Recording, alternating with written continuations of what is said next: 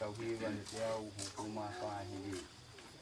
Taha wha e ki koe opa au koe moana loloto. Ngā lohi kia e ku ngahi angahia. Te kuofi e ku kovi kotoa pē. E ke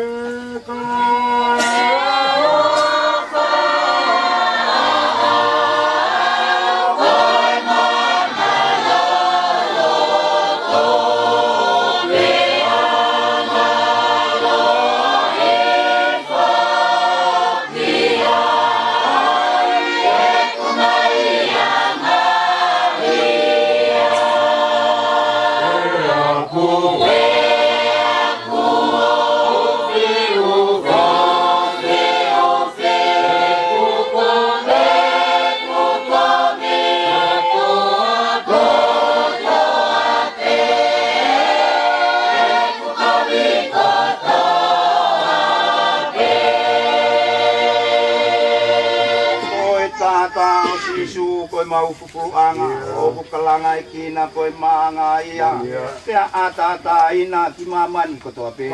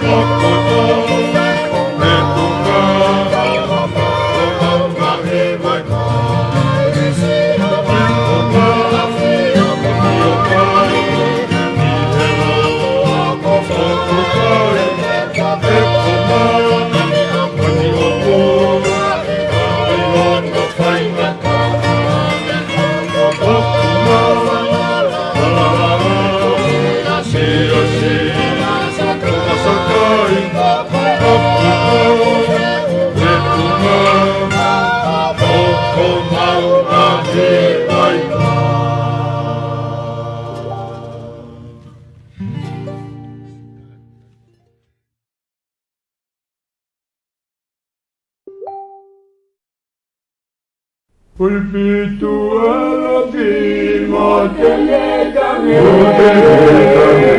mo esia komuluka ulupe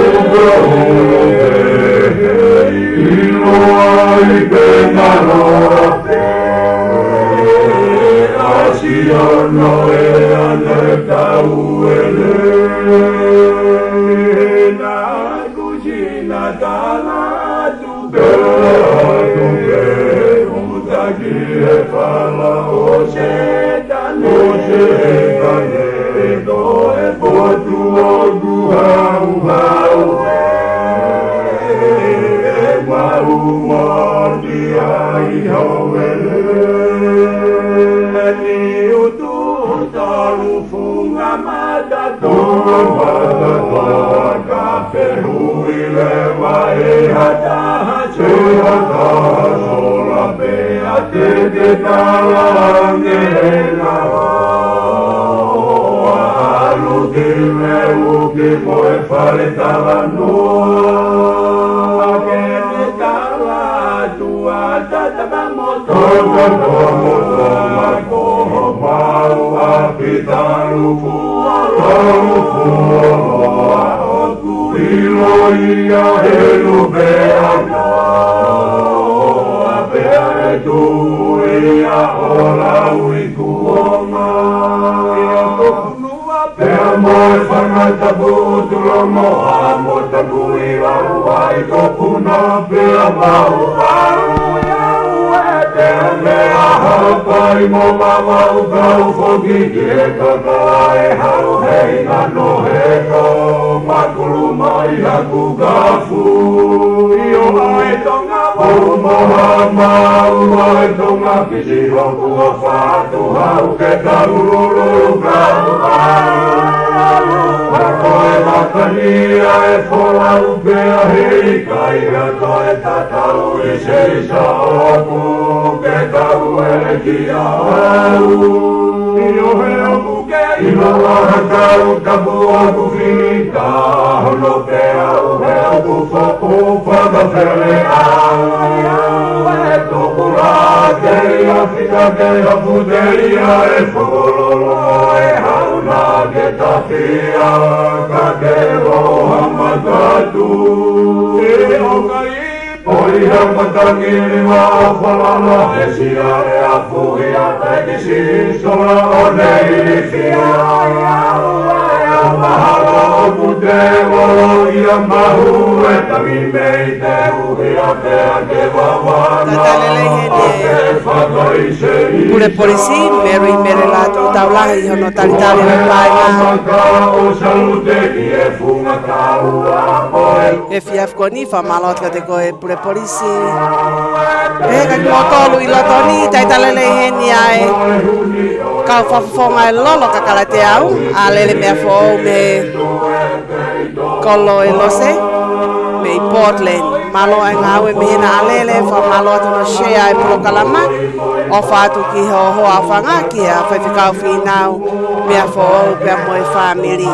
Te whoke a esta te ila maile, taha e ka whawhonga lolo kakala te au kolisi, tutu koe kolisi tonga high school, o kuna I lotoni, fa malo atu ai kau mai. Pe foki taitalele heni a beautiful Naomi fusisa teki ni heni me Aotearoa. Fa malo atu e ngahi ofa katoa pe ki he lolo kakala te au. Ko e ngau e lahi e ahoni na e whaipa ko lava atu a ngahi ota ko ia ki Nusila. Aia fa folau atu ia I ngahi ahosi I me heni ko ke mau e ngahi ota ko ni wika hau. Fa malo atu a ngahi ofa katoa pe ki he toko ua ko ni.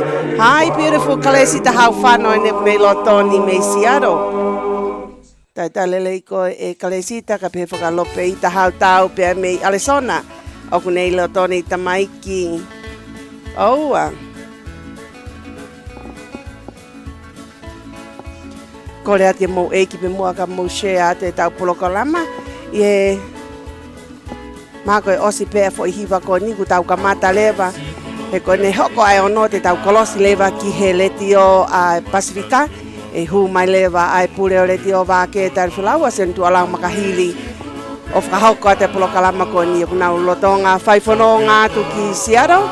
Pea mo Emily, mono hoa whanga ka pehe whakakolotina helu. Drive safe. Mo tau ta alunga mai ki hena. Pea mo lomi pe ai fo ilea koe share. Whawhi ia te family. Kai ngā lotu, kau ngā koke nau kau mai ke polokalama e hau ni te ulak whakalele atu ai lolo kakala te au. Pea tok labat ke ngā we kai hoko mai ai hoa whanga se mispo me pea mo i pule o leti o Vake Tali Folau sentu alau makahiri ki he polokalama ko ngā ua o i polokalama leti o e ahoni. Ngahi ahoi ko ni ke tau tātā whasi he. O whaat ke ngai whawhonga kau tau rekereka i he loto hounga ia mooni. Malo ai kau mai o whalahi atu ka ki motolo. Koe toi o ia we e siuhu ki ai. Koe lolo maka ko Pauline oa. Pehe whoki e hei lala o mutangata. Koe ngahi lolo fo o weni he ahoni. Hu mai ia ki he lolo ka kala te au.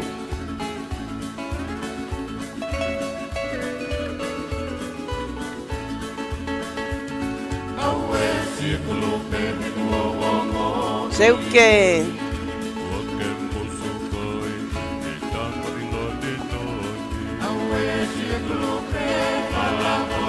Kai ia pe o whaaki po me e. Sihu ki ai. Tāta ulu mai ki ai. Tata lele he na pe o whaaki po me e. Koe purehiwa o Mausias Katolika lo matonga o Upland. Whamalo te kau mai, whamalo e ngai tokon kotoa pe. Pea moe whakatau ai lolo kakala te au. O whaatia te koe ka pehe ki o hoa whanga ki a vai po me. Pea whakahua vai mo Tes Mikaele ki Riverside.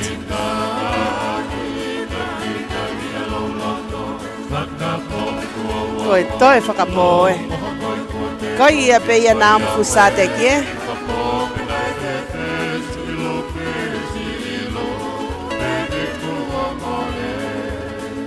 Tata lele hene o toko wako ni beautiful silua ki moana tau whauwola. Tamai ki pia mihe sila pelua koe whae nai owner o Siva International Store a Prince Wola. O whaatka te koe silua kai pehe ki o hoa whanga ki a Vailala Wola pia moi family ki Texas. Malo ai kau mai pa malo atu hono share e polokalama.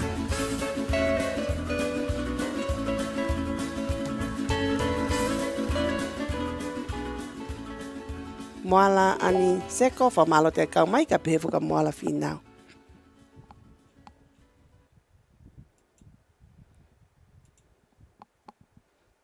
Tai mini te tau kamata lewa. Mo eiki pe mua ka mo share te tau polokalama.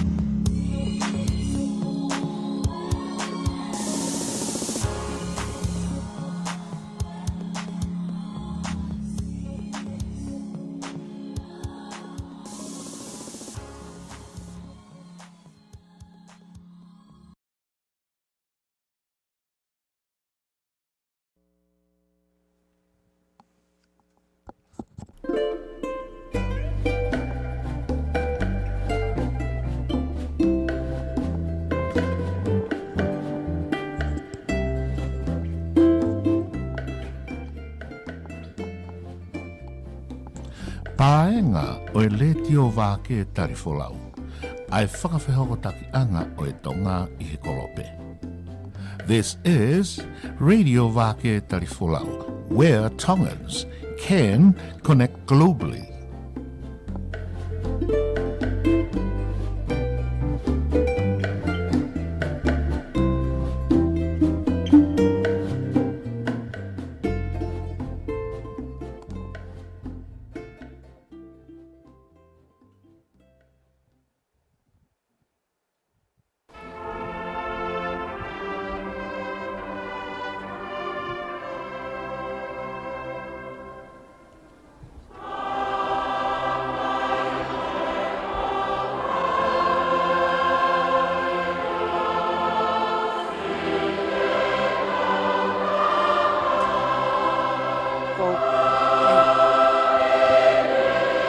Kore ke ku whanga at me mua I he ngai whakatapu ko os whakahoko atu pei me he paenga o I Vake Tali Folau I he ngahi polo kalama ki mua I te au I he ahoni kai ata mua moau ke ukau atu I he whakahoko whatongia atu pei me he reti o Vake Tali Folau I he polo kalama ai whi unu koula ai tonga.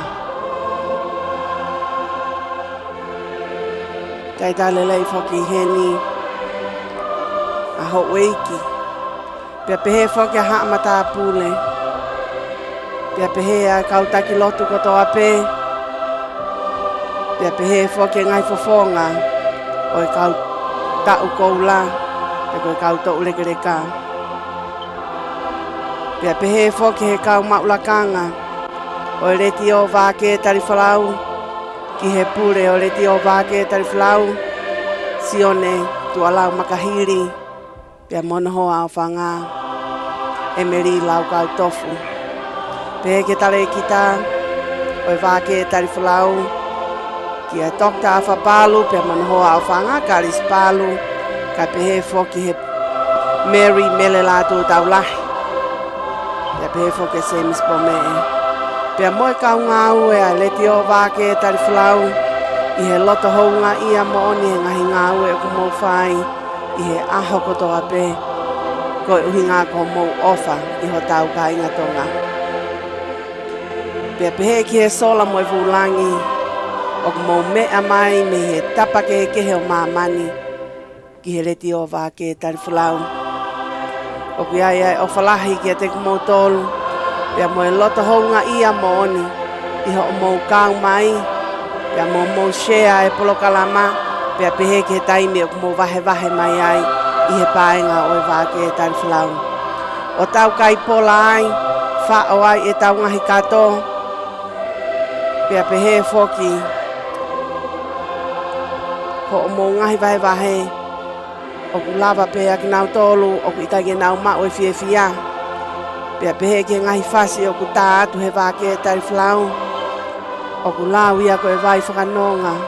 Kia ki nau tolo ku whaingata ia ho nau sino I he mohenga mamahi. Whamalo at ke ki mo tolo mo e loto honga ia mooni. Ko au linsi ta pau tolo po me e. Whahau whatongi at me polo kalama I whi unu kola e tonga. Pia me ela e. I he fiafi ko ni whakawha e mea kotoa neongo e ne vela ka au tau whamalo pe kuia I ngahi ea whakamokomoko I ngahi mea lele ka pehe ke ngahi api no fuanga pia ko ia ai o ku laki tuku mau pe ai whakawhetai mo whakamalo ke tai ha mai I he ne ofa tau he tau mo ui o tau toi a umai me aho ane afi ki he ahoni he koe tau mo ui o fua no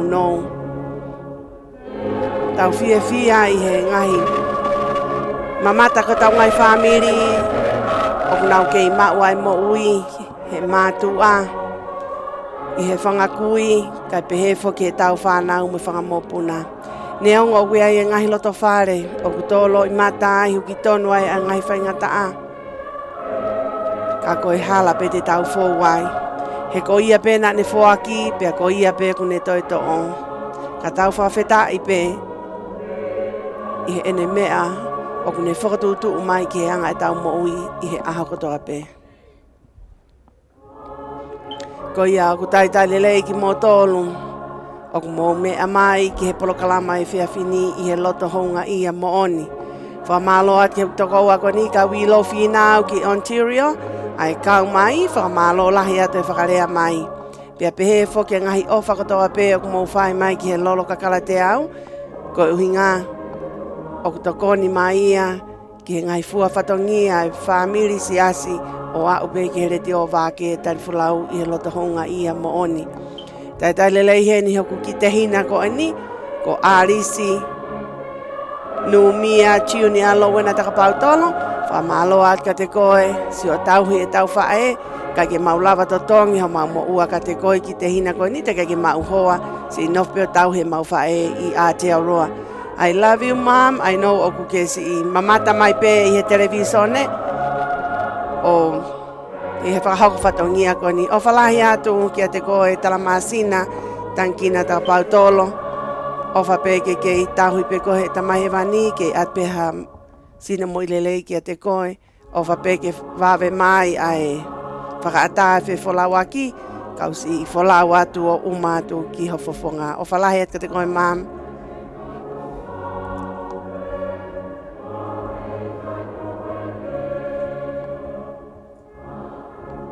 Whamalot ke pure polisi i hene tokanga i a leti o Vake Tali Folau ko ngā koe puke a kariloa nā tau o lungai ai whakaapa-apa.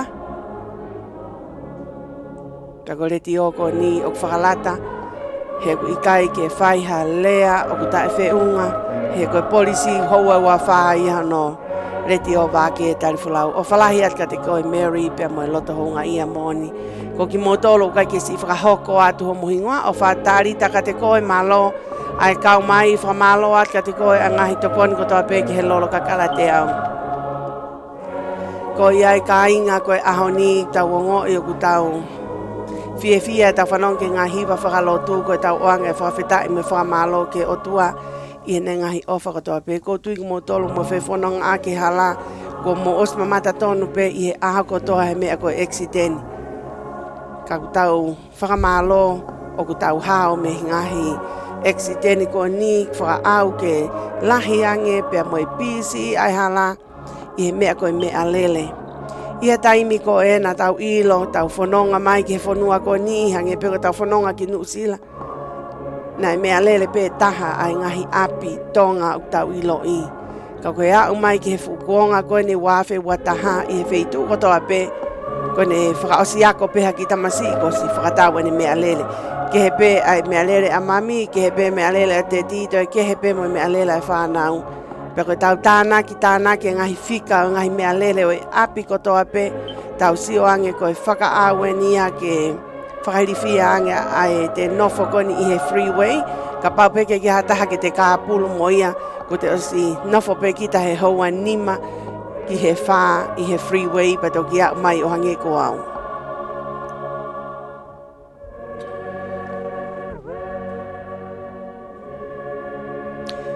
Ko ia ai koe ngai himia o ku o atu ko ni, pia ko ki nau tolu i he mohenga mamahi o ku ate ki fo himi ko ni, ma nau tolu pe he kau hiwa e maopa. O whalahi at ka ki motolo whaingata i a musino i he mohenga mamahi kai pehe ke he kauto urekereka. Ate fo i hiwa ko ni kai pehe foki ki he tuawhewhine ko e ni o se misi pia mo Paulino kai pehe foka whiofa ak po mee, wheleti po mee mo roi po mee. Kai pehe foki a sione pia mo whalakiko kai pehe foka loit po mee. Ki a loto langi po mee kupu i he mohenga mamahi. Ke i kore ai tai pe ka ki motolo ke whakakau atu e kaunanga ko e ni i hano whaingata ia i he mohenga mamahi ke whakakau atu i he mongahi loto hufia o whaaka te koe loto langi Pa pehe fo ke whamiri ki tonga eiki pe mo Aotearoa.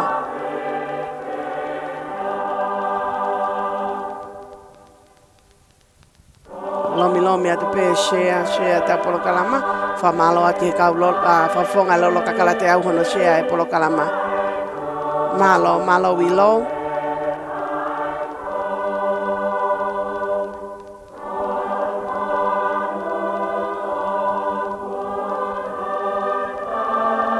O whaatu ko hoku nephew ko ni. Kia te vita talaki atu paipa tu potoa ki Sydney, Australia.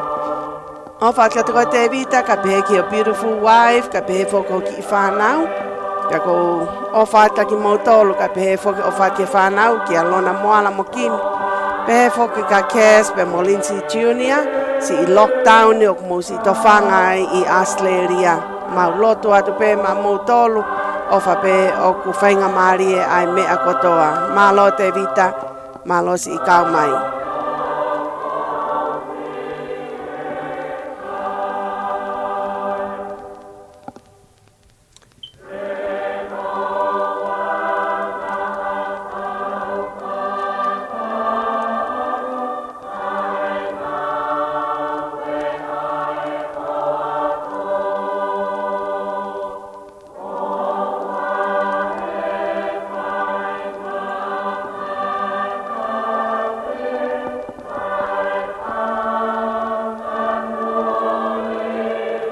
O whaatu ki ngai whawhonga koutou rekereka.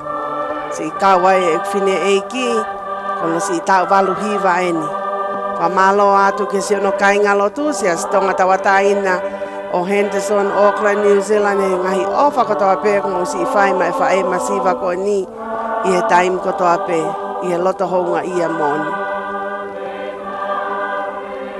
Taita lele e na kutoko ua ko ni, hi beautiful e neti tau whama ua kune lotoni, malo ai kau mai, o whaki o matua ke utamai koen ko ilawalu tauwha, pia pehe foki ki a toa tonga tauwha.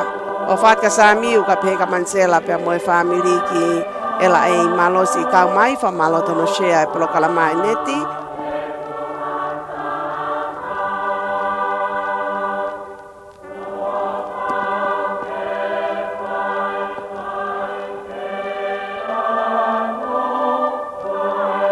O si pēni ko o atu lewa e tau ko mesiolo, he ku wawe pe ai taimi ke whakauko polokalama toa se misi ka pehe ke pure o reti o Vake Tali Folau, i he polokalama ai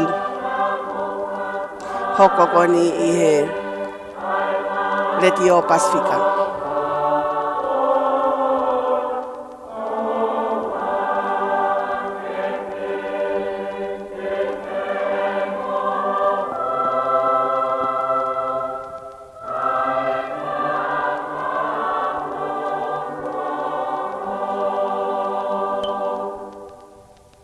Malo i he taimi ko ni te utukat lewa ai tu uaki ko o e lolo kakala te au.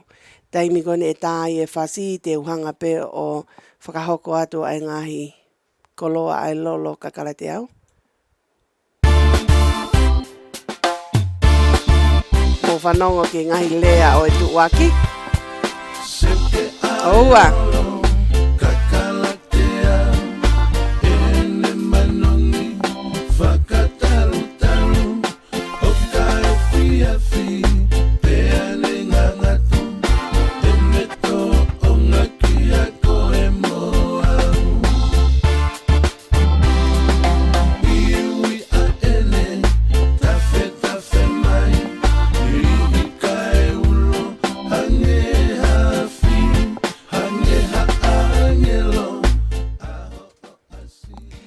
Hoi ki moe ka inga.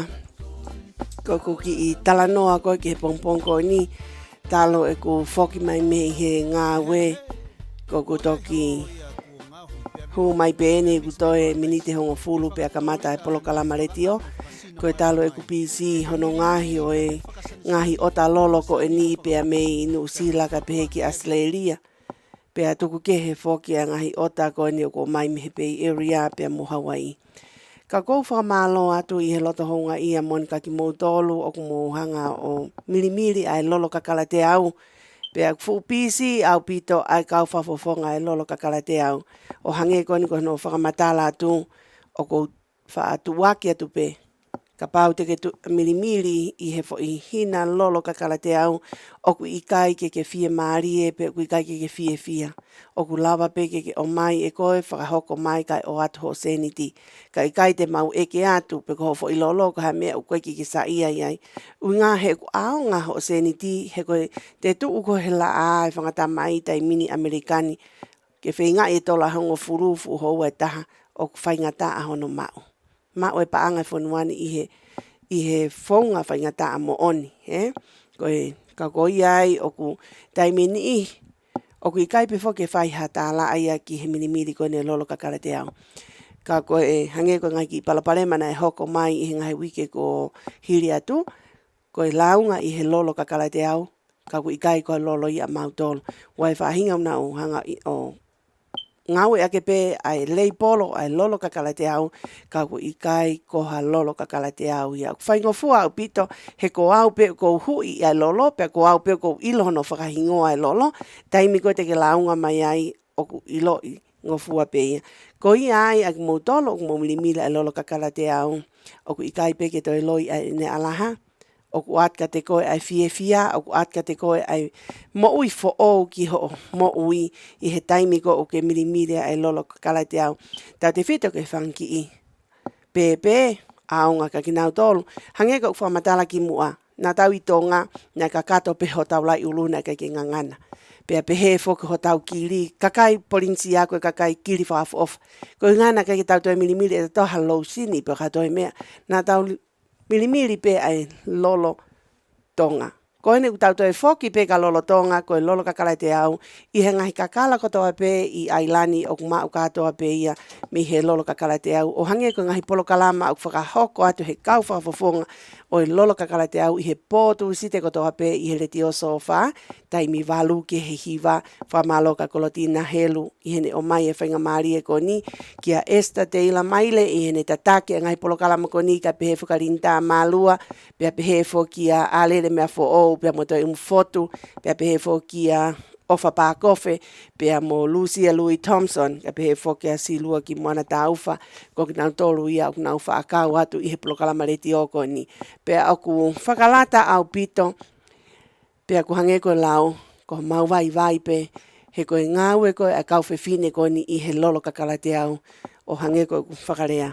O ku mau pe kamata pe i he kau ake ai fo i koa, ai lolo kakala te au mi he niu, milimiri ake ai fo i lolo ko e ni, kai te ke toi kumi e koe hakaloni mamafa, koe osi pe ho kau, pani ho ulua ngingila, pe a tā kai moho sino, o au ke tui ho stoke ni, ake nau tolo palapare mahu, whanga whakatapu, ko lolo kakala te au pe tene hanga, o to'o ai ngahi whaingata ako ni, kai ke toi hanga hi palaparema. Nau tolo o mama kawa, toi foki ho ki rio ngingila, taimi koni te ke milimili koni ai lolo kakala te au.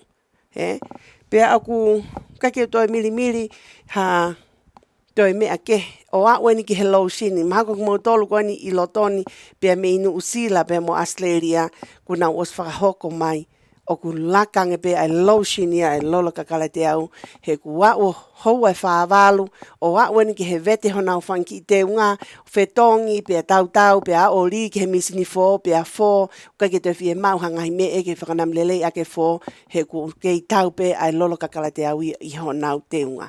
Ke heia pea me he te alu koni he taimi koe na e fuumana koa apito e tau o ki he Victoria's Secret koe whare e ngai whare koloa ko kuma ngai lotion na e kore mai. Taimini koe nau kore mai pe ke oange pe ai lolo kakala te au. Pea koe taha koe pau e mau sevesi pea moe vave. Taimi koe te ke o mai ai o pōpula e mau mo ui ke whai mo seni atu pea mau whai tā i a risiti he aho pe ko ia o atu ka ke fie maari o hange ko Naomi. Whamalo at Naomi ko ni os mau ka toa ho ota. Pea pehe foke ngai matasi o ata na e motolo foke e kau whafonga lolo kakala te au he pōtusi te o tui hona o ngai mati o ata takita. Ko ngai mati o ata e lolo kakala te au. Pea koe hape hangai sei te nau tui o ku klas ke mo mamata mai ke la lahi koe ni ai. Ngai skafi hange ko ukulau taimi ko ke lava tai kakatoanga o ku klasi ke he ai si kafi pe a o ke mo al ki aputu o ku haviri pe kula a fai toka he o ku rigo alum ho mati o ata ko hai ata pe aku mau toi ma mo ngai pes kalas ke mata si o ata ke kakai fefine kakai tangat o wa ke to utupu ma ka to pe ia mi helolo kakala te au ai ana moto lo ate ka fafofonga i he programa kolotina he lu ka wai foki ai pure o retio a sofa kolotina hono moto lo ia ngahi skafi ko ia ko moto lu fie ma ngai skafi ke fa atu ia fakata mo ngahi lolo ko ha pe hakala o ke fie ma o ku lava le rei pe eni i he lolo kakala te au o atu pero atu ko skafi ka pa wengenga ngenga i pe hosei fa atu ia i hololo kakala te au kulo kula lan pulu lanu mata o au ki he malun he hina lanu pulu ko fepe apiako na ke ako ai talamai ko ke atu hosei pe atu moskafi ki ai he ki na tol ko he ngahi fe mai ngahi wesiliana una fe ma wa ngahi scarf lan kula lava pe o ma ka to atu en pe klas ke he mo ngahi matio ata he ko ai pa ki na tolo o kunau si hanga ka to re ke ka fi ma o ia ke fakatau ha mo fanki bluetooth ke unga ke fa of fanongo ki he retio ko eni o tamai ko ki he Vake Tali Folau ka mau fai fono ka mau fai ate mau tol ho mau ngai fatongia kai pe he foki ai ngai kirimi ki he ngai fofonga ho ek fafine o ko ai palapare mai ko ki ai ma te mo mamata mai pe ko ho mau ngai fofonga o ka fofonga o mau nga we ake ai koa ko ni ko ka koa fa hina koa ko ni o kune hanga o ta ofi e palapare mai la mau e ngai fofonga ka kai fefine na tawi tonga na ka kia hata hai pehe ono fofonga ka ko tau hau ke whanua muri tau sia wai ngahi me alanu melo oku tatolo i he ngahi fofonga ho ik whawhine pehe kia tangata mo whiwhine fuofua ko i koha ina e lolo kakala te au tene toa whengata ko ia pea pehe fo ke ngahi kirimi ko ni oku ne ta ofi ai ngahi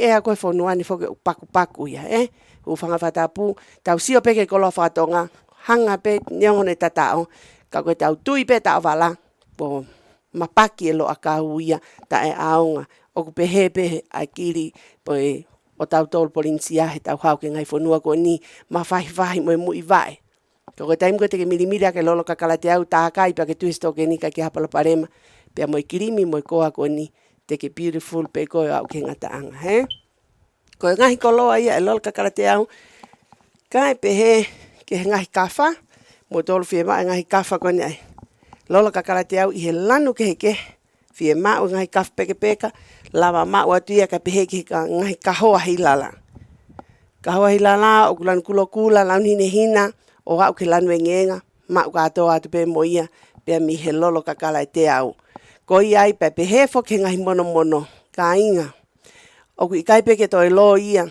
e manakoa ai mono ai lolo kakala te au o ku kai ke ngata pe hang ko whakamatala a lele mea fo i he ne whaka o hano tui i tawanga pe ngai mono ni lele pe ai tapa ia ko mono pe maunu ia pe whaka tai aunga ta mono ko mono ko e lolo kakala te au te kai pe ke ata haia e launga mai ko ne foto atu ko hano fo i teunga ko ne alu kakatoanga hapa ia tu ko fo i mono fa tatau pe mono pe mo te o to ta ko he ko i fo te alu ka toanga ke te hanga to o hato me fa o fa ke tatau pe mo te ka o te fa o fa pa te o mai ki te me ko o si kafu pe te lu et moia o ko ke ngari ha fa o fa ia ko ia ki mo to lo fe ma o ke fa tau ha mo ngahi mono si ka fi mata si o ata me avali ke mo manatui time fo ko ka pa vali ai ke mo ai peni lele ki fo ilaini e taha ki olunga ke ka to ki lalo ko me mali ke mo ko ai lolo kakala te au ko ki polos ko ni te ke mui pe ko anga tupu ko ho ke mo ki ko o vali ko ia pa ko tam ko te pupuha ia i te ke o ka ke ma ai pe no fo pe ho fa valu o hange ko mau lipstiki ma te mo mamata mai peke ka whafufonga ngahi lipstick whaafo ofa ang mau peka inu haipu ti peko haipu orange juice kai peke tau ho lipstiki oho iho ipu teke algo ho wa whaavalu te fok mai ki api o ku kei tau pe ho lipstiki o ko ia i whakatau e ngahi make up kon e lolo kakala te au kai pehe ke ngahi nau pea ai fo i lolo wha o mau pe iho mea lele. Kai te toi to fo i kaloni o wha ho mea lele, whakamamafa iho pe si koen ko tala atu. Mili fo i lolo katoa ho sino. Osi ko ia koe fo i lau sini, whanki i kaure ka koe whaka ofa. Koe whaka lata atu e te umat ka ki nau tolu, au ke matu a tangata. O ku nau ngau e a kene aftershave. Pea koe whakalata koe ai lolo kakala te au, o whakatou ngau e pe fefine mo tangata. Tuku ke he ka pauklan pulu atu ai lolo koe kakai tangata atatape. Manatu ai sis kakala o ku tui he fefine mo tangata. Pea ku pehepe ai lolo kakala te au. Pea ko iai koe ahoni o ku iai e fo i lolo e tolu fo o hu mai e ke lolo kakala te au. Koe hei lala o umu tangata. Hei lala umu tangata ki mo tolu mo fie ota lolo ko ni mo maka ko pauline. Maka ko pauline.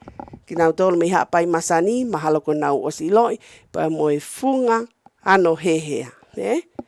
Koe ngahi lolo ko ni, ngahi lolo ni, a keipi hef, pia mo pluno hef.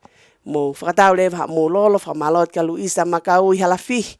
Ai si i tohi mai, moe ofa mai, ka ko ofa lahiat ka ki mo tolu, moe loto honga ia mon, si i kau whafofonga, ko mau tolu mau fuupi si au pito i he ngahi kone ai lolo pe au ke whetau. Ngai whetau kone ai lolo kakala te au, mak mo mamata mai pe kone o kohanga. Teu ia ke mo mamata mai ko ngahi style line ai lolo kakala te au. Ngai whetau, kai ngata ne ngingi la lahi mo i whakaafu of, kai ke sio ko ilo i angai hoko ko e oi lazy, Ia te hongo fulu au ke pūlou. Pea koe pe mau whakapuripuri a mātora e mau ngahi tokoni. Ko ia i telefoni mai rewa ke fitu ono noa. Ono walu ono, noa ua. Pe koe Facebook ko Lindsay po me epe. Pe koe taha i kau whafufunga malo. Kai tuke ta et fwoi faskoni. Ka tau kolos lewa ki a semisi. Kai pe hefo ki he letio Pasifika. Ki a sione makahiri. Pea mo semisi. Kai tuke o ate fwoi fasta olunga koni. Ke mo tata olunga mai ki ai. Pako ta alunga koe fasko ni fasia oe o fefine o esta. Teila maile pia mo hikfo o maile na e Miss Tonga USA o Salote.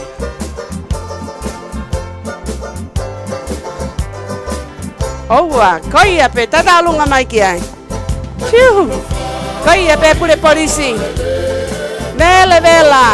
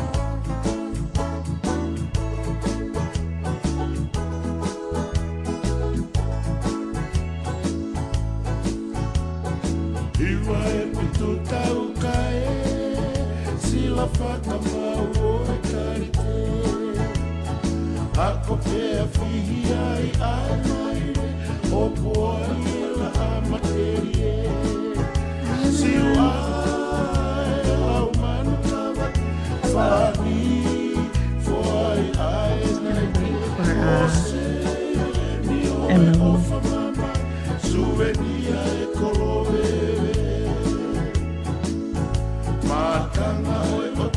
How are you both?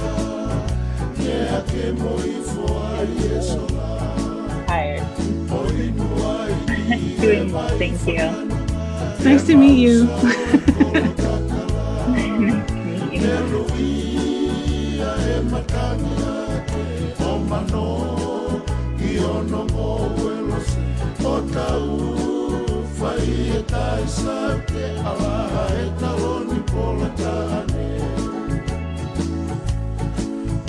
Can you guys hear me all right? Yes. I have big bulky ones, but I was like, no one else is wearing them. I'm wearing them. Oh, you are! Oh, yours looks so like, it's like stealth mode. Yeah, mine, yeah, I would not be able to hide it as well as you. Just hide it into my hair. I don't have that much hair anymore.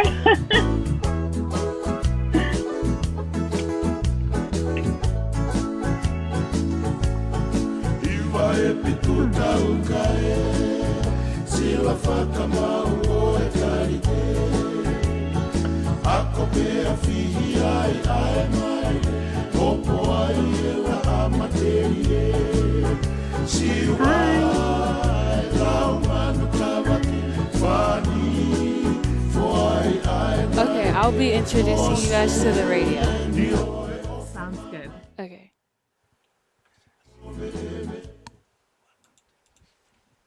Okay, so you guys can, so everyone, welcome to the Pacifica.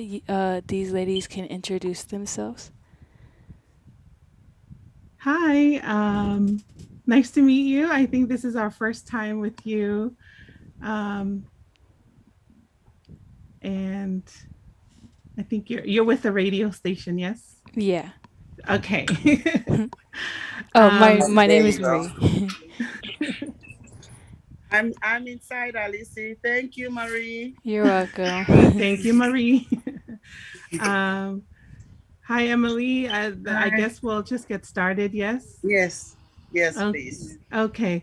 Te hufangat pehe whakatapu o tono hono tuku atu mi he ngāwe ai re tiotonga kai atape ke mau kau atu he polokalama e whiawhini. Ofa pe e kau atu e mau polokalama ki ha poupou mo tuku atu ha whakamatala whekau aki mo e mau whainga I he kau ki ngāwe koeni ai Southern California Pacific Islander COVID-19 response team. Ai aku lolotonga whakatataha mai mau ngāwe ke toko nia ho tau ka inga I he wheituu whakatonga koenio California, Southern California. Ai aku mautokanga ea te ko ngā lahi e ai statei. Pea ko oku kau mai a Shana, pehe ki a Dana, ki he e tampolo kalama e whiawhini, ko ki ngoa ko Alice Tulua. Baku tuat pe whakamalo heni ki a Emily, mo ki mo tolu ko toa peo mo ngā ue mai ki he reti o tonga hono tuk mai whainga maari e koe ni. But I want to give Shana and Dana a chance to introduce themselves. If you just want to share, whatever you feel is an introduction about who you are. And then I'd like to share a little bit of the data that we have from our work in Southern California. And then we'll just have our conversation from there. I'll just ask some questions if that's okay. Does that sound okay? Yeah, I'll go first. I'm Shauna Coleman. I'm a community health coordinator for SoCal PICRT alongside with Elise. Still pretty new to the team, but excited to get started. Donna is actually my sister. We are Melifaiva's daughters. Donna, do you want to introduce yourself?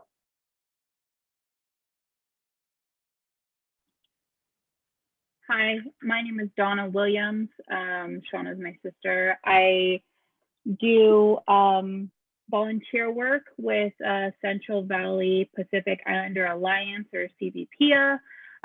We are currently coordinating to get people resources for COVID. Great. Thank you so much, ladies, for being here. Emily, these are Merifaiva's daughters. I know that we had Merifaiva on with us a few weeks ago. So, That's right. So as Shauna said, Shauna's part of our LA County team that's helping to assist a lot of our families in LA County as part of our Southern California work. And then Dana is part of the new group that just started in the Central Valley.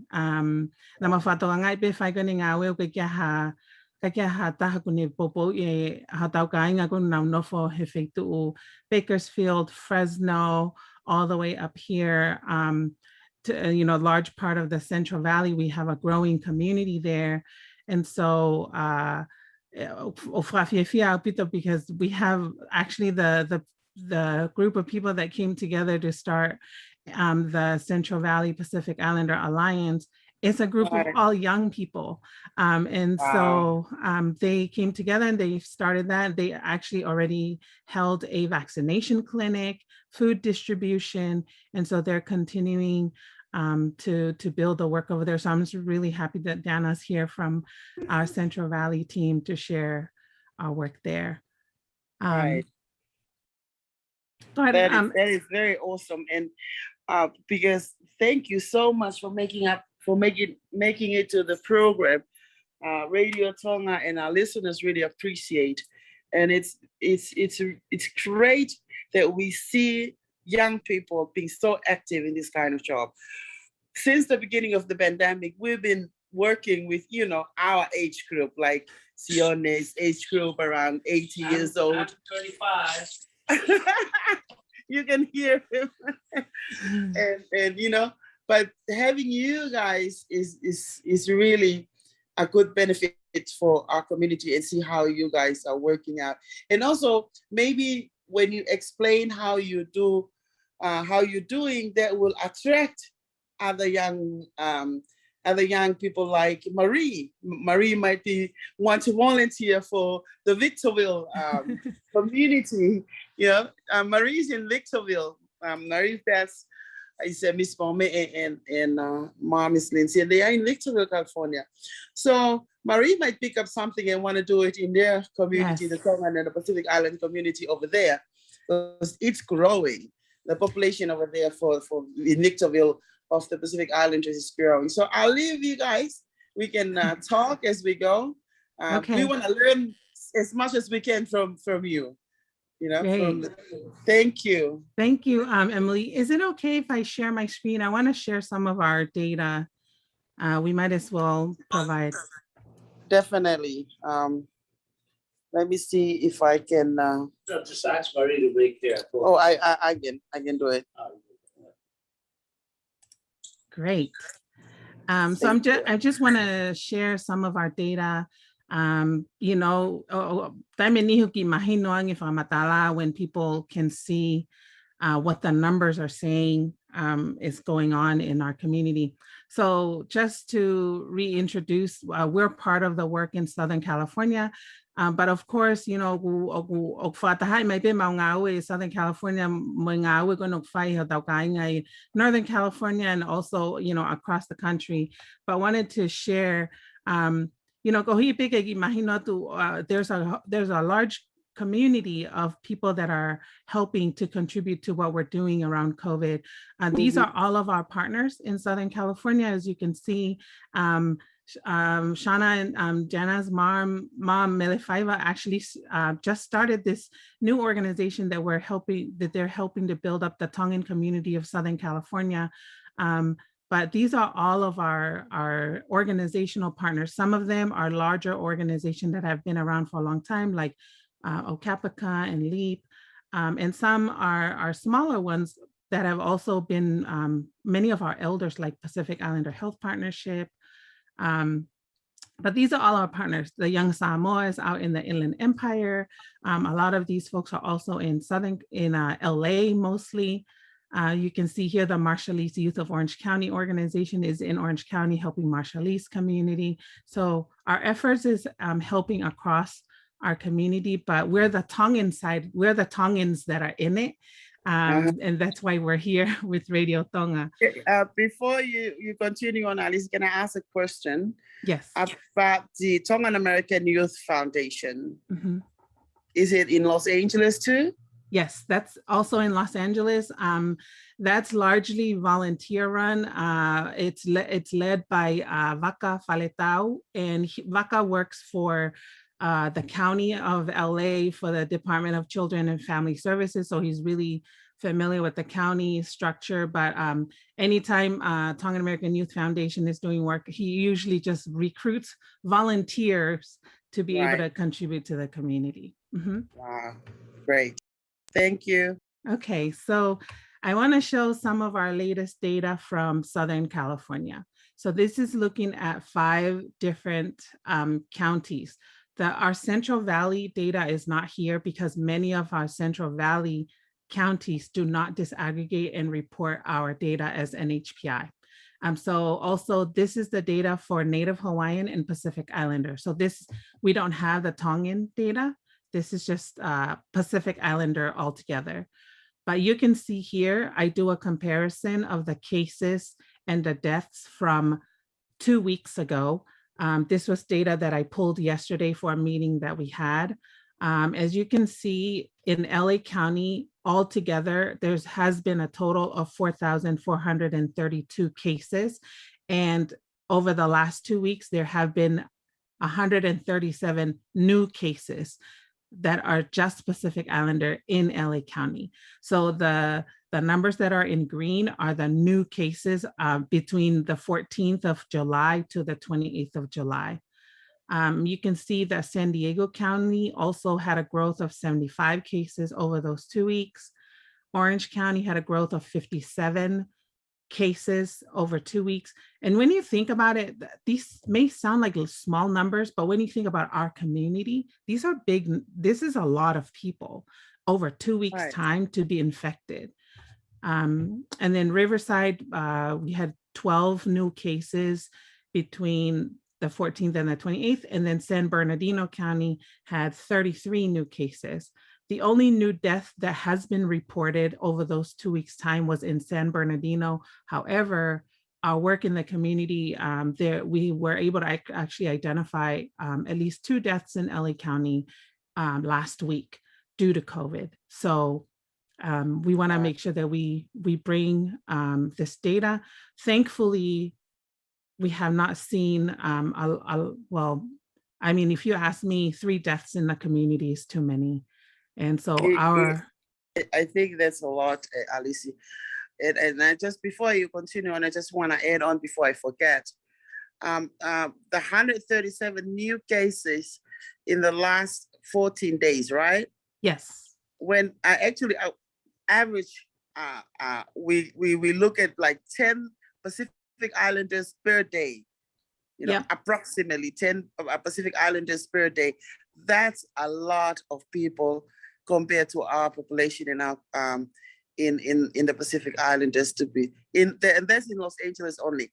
I got out got out siya kasi data ko on my arisi ko apel ke for papa ke tonu ka fika pe kai. Ko foi te auto filo go foi week wa pe ko a ta fa me ha te fa no. Ai ta fa for LA County atape foi toko hongo fulu I aho ai matakari ot mote Pacific og now ma o COVID tai ba. Ko vakai ko fu fica lá ao pito ya katiao kapal na no fa LA Alice e kai pe ko tu ta kai holau ka leva pe e kai pe ko ala ka fe tu kai o leva pe ke holo if ke to ta I aho that's a lot of people. Malo, Alice. Yeah, exactly. So, going back because we don't want this to keep growing. But when we're looking, this graph is also from LA County data. And when you look at this, what is at the very end here of the graph, because that's around July 18th. So it's around the same time that we're looking at.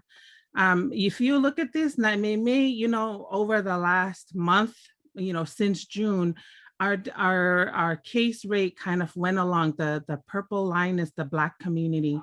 Our line stayed close together, even though it was increasing. But when you see here around July 18th, you see the separation for the rates for our community is huge.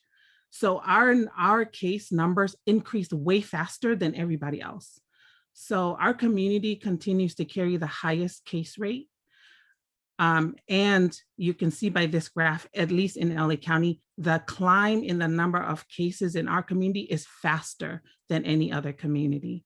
So this is part of the reason why we're trying to do this work. And that is scary. Yeah.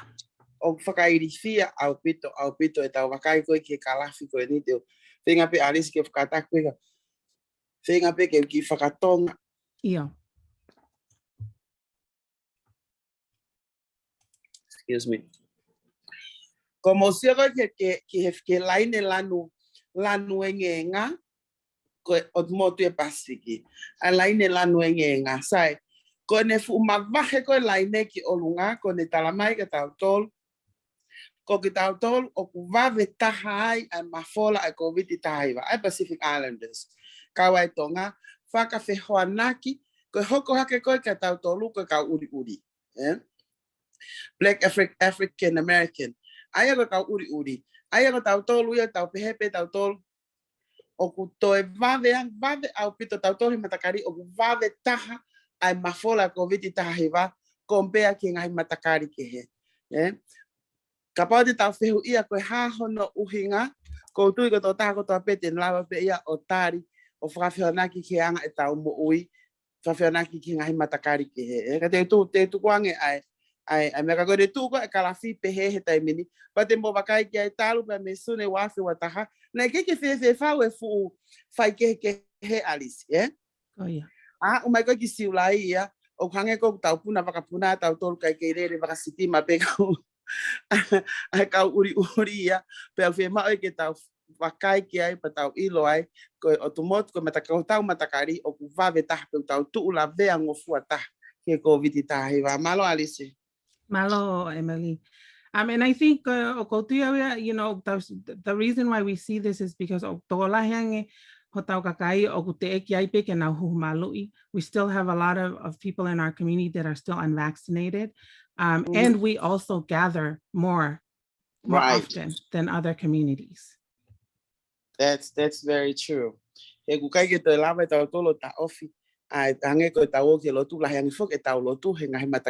say that. Right.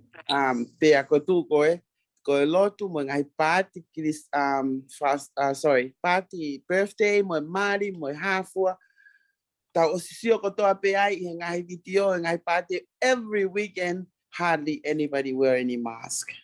Right. Go no results in Malo and Alice. Okay, thank you. I don't want to take up any more time.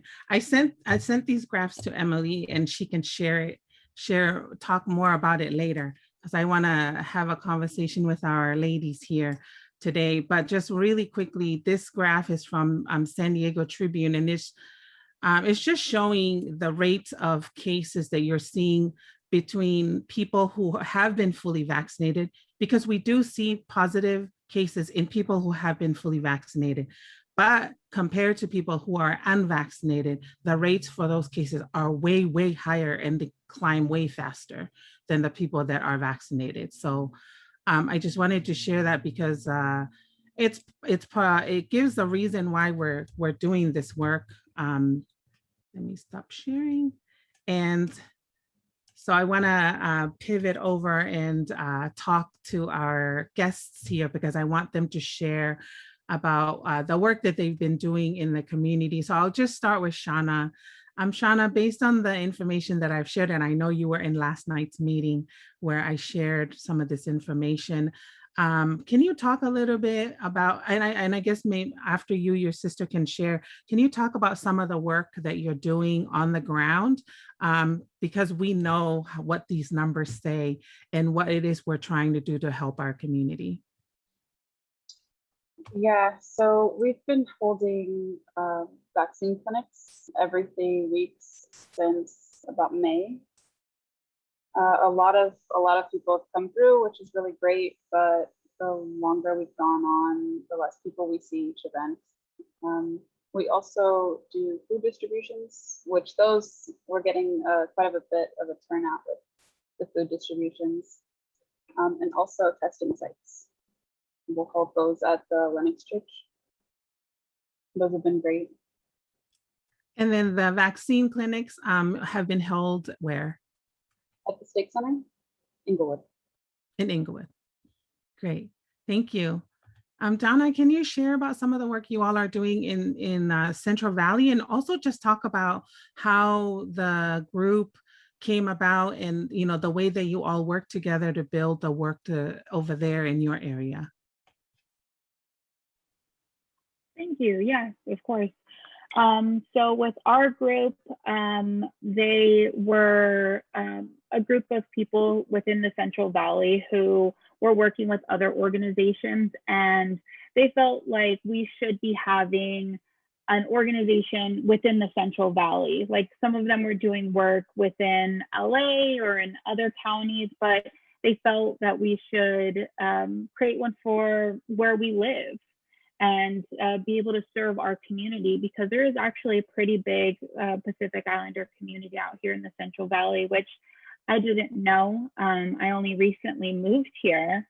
And so it was really nice to be able to find a community in this area and know that there are people who want to help our community. There have been, I believe they've been doing, some mobile test sites. We're currently working on getting a mobile test site for Aloha in the Park, which is in Clovis, California.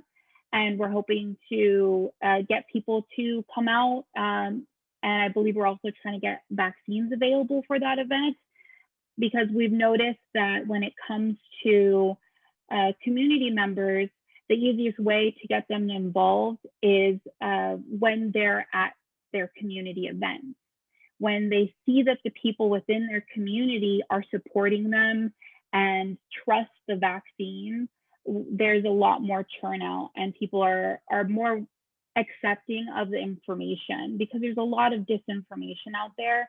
And when people get the right information and they get encouragement from their community, they are really open to learning more and being comfortable. And I think that is a beautiful thing. It's within your own community, which is even better, because it's really hard to get a lot of comfort from people that you don't know, but it's easier to get that comfort from your community. And I think that,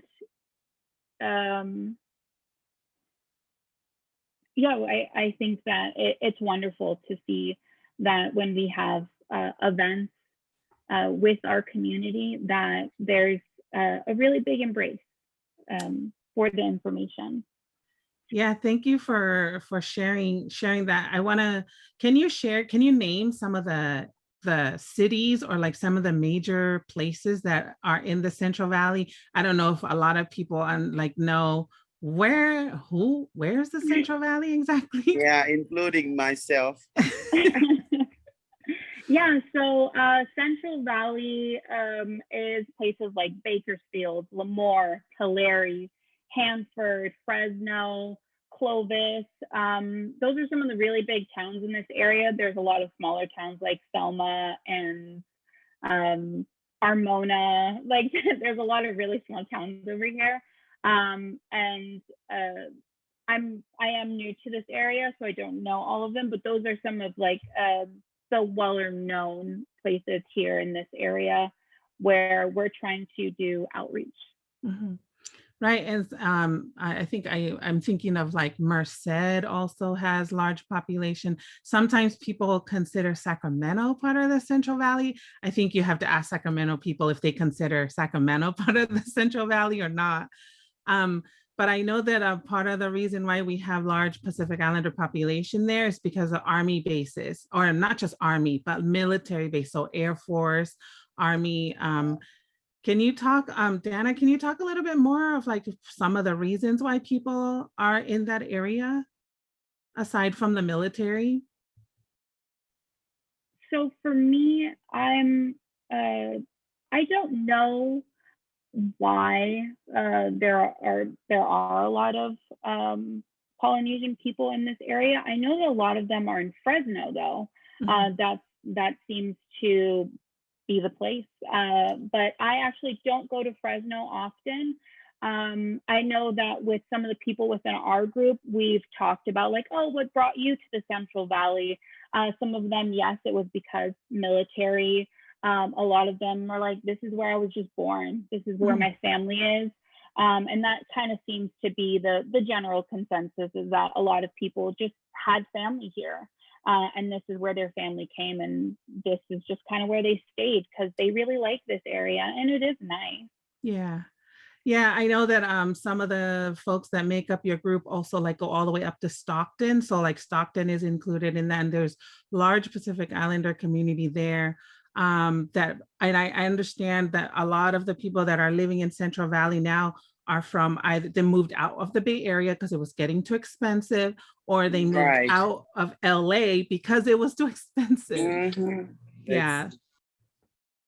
So yeah, it's definitely the cost of living here is kind of going up, but I do know that it's way less expensive than in LA, at least in my experience. And so, yeah, it definitely was a factor in our move to the Central Valley, was the cost of living. Thank you. Shanna, I'm gonna come around to you. I know usually we say LA and everybody knows like, oh, LA, they know where that is. But can you talk? I know you live in Orange County, even though you're helping to serve our community in LA County. Can you talk about some of like the major areas where you and the other members of the team are serving? And then I'm gonna add another question is, what have you been seeing with the families or with the communities that you're helping to assist? So my district is actually South Bay. So that's Gardena, Hawthorne, Inglewood, parts of LA, Compton, Carson, all of which I know all the cities.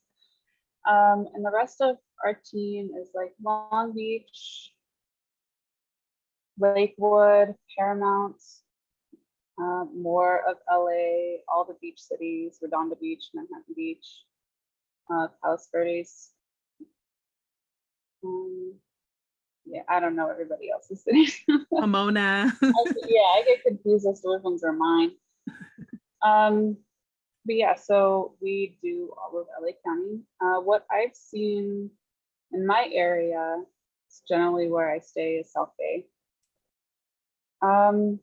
We had definitely a lot of people come in to get vaccinated in the beginning, which was really great. Seeing a lot less folks the last few times around. So I'm hoping that means that more of them are just vaccinated. The only hesitancy that I'm seeing is kind of the younger adults, which I thought was a little bit weird. I don't know who I expected to be hesitant, but it wasn't them for sure. And I think a big thing for that is just more information, more positive information. It's not anything but that. I think the more that they know, the more confident they'd be in it. I know that definitely worked in my house. I was the first to get vaccinated, and now we're all officially vaccinated here, which is great. Yeah. Thank you. That's really interesting. You bring up a really interesting point, because what we are seeing with the high rate, like the people that are most hesitant are young adults. So between the ages of 18 and 35 are our most hesitant population. And like the data actually shows that, which you're right, it surprised me too, because I thought, hey, that's the age that is on the internet most. So they will get the most information, but it seems that they get the more information they get, the more critical they are. I don't know if it's because there's more negative information than there are positive information. I don't know. What do you think? I could see that being true. Yeah, it's those algorithms. Once you get one thing, start viewing a couple, and you're just going to see them consistently. I know that's definitely true with the few people I've talked to. Once the research ended up in their hands, once they started going out to actually find out the truth, like see if any of these things are real, if they're false, once they started putting in that work on their own was when they started changing their perspective. Yeah, I know at the beginning, a lot of the worry was that our elders would be hesitant. But it's right. Right, Emily? I don't know. Do you think that we have a lot of older folks that are hesitant? I think we do, but with the statistics that you guys talking about, that's also reflect in those people that are infected in the hospital, and in the hospital, like in the news, they say there are more young adults in the hospital with COVID-19 unvaccinated than the elderly one. The trend before was the elderly were the one who get more. In fact, now it's the young adults. And when I look at the news, and I was reading it 2 days ago, and then I was just saying to the people, maybe they're just too busy to go get vaccinated. Maybe they're too busy they have like 2 or 3 jobs now, and they keep forgetting. I don't know. That's what I thought, Alice. But it's kind of interesting. Like she said, I think the only way that we have to do is to plaster the Facebook with positive information about vaccination, which we're currently doing. But I think we need to do it more and more and more, right? Yeah. Yes. Right, Shana? What do you think, the other girl? Yeah, definitely. I think that the more positive, so there have been studies about this where it shows that people who are bombarded with misinformation tend to start thinking that misinformation is correct, because otherwise, why would they be seeing it so much? Whereas if you have a group of people and you all understand that no, vaccines are good, and you have one friend who might be hesitant because they see all the misinformation, if the surrounding people in their lives believe that it's good, it's more likely that they are then going to change their mind and get the vaccine. It's when the people in your real life are being your community and showing you like, hey, no, like, why me as your loving family member or friend, why would I steer you down the wrong path? Mm-hmm. You know, like, why would I try and do something that would negatively affect you? You know, and having that relationship with the people around you and giving them the information that they need to have a fully formed decision based on truth, it makes it a lot easier when you have that information and you have that respect within that relationship with the person. It's a lot easier. And having that information on social media and spreading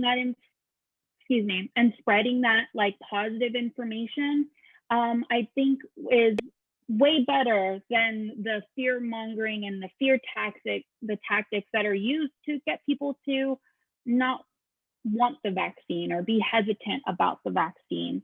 I know that for me, when there was first talks about a vaccine back in 2020, I was like, I'm not going to get that. Like, I don't know about that. And so I understand like vaccine hesitancy is a real thing, because I had a little bit of hesitancy. And then when the vaccines first came out, and there were actual doctors and medical professionals who were talking about it, that the studies were released and provided to the public, and you can have that information. And it definitely helps that the people that I have on social media had positive things to say about the vaccine. And that made me want to look into it and get more information. And, it wasn't long before I decided, like, okay, I sign me up. Where do I go, like, right now? And I've been, luckily, I'm an at-home healthcare provider. And so I was able to get the vaccine in March. So I was very lucky to be able to get it pretty soon. And so I consider myself lucky to be able to have gotten the vaccine as early as I did. Yeah. Thank you so much for sharing that. I mean, as you were talking, I was just reflecting that there are, based on my experience on social media, there are more people talking negatively about it than there are people, the people that have gotten the vaccine and have gone through, even, most of us had some side effects of it, which was normal. But most of us who have gotten the vaccine don't necessarily talk about it. So yeah, I can see why there are more negative perspectives than there are positive ones, because we just don't talk about it. Yeah, that's another point. I would just like to add on. Yesterday on my messenger, I got this message from somebody that I don't know that says, doctor, and I forgot the name of the doctor, but they have this paragraph, and the doctor was talking about all of those people that have been vaccinated, you will be dead in 2 years. Wow. And they said it's a scientist from this and that. And I look at it and I was so furious. I actually take the name of the doctor and search it on Google, and I couldn't find anything about him on Google. Yeah. And those are some of the misinformation that circulated among the Tongans. And I hope, and I bet you, among the Pacific Islanders. And that's what happened in Fiji right now. What happened in Fiji, there are more people dying, there are more people infected. There are around 18,000 people positive who are currently isolated in Fiji. 18,000. Wow. Currently isolated. And there are like 9 to 15 people die every day, average. And that's a lot of people.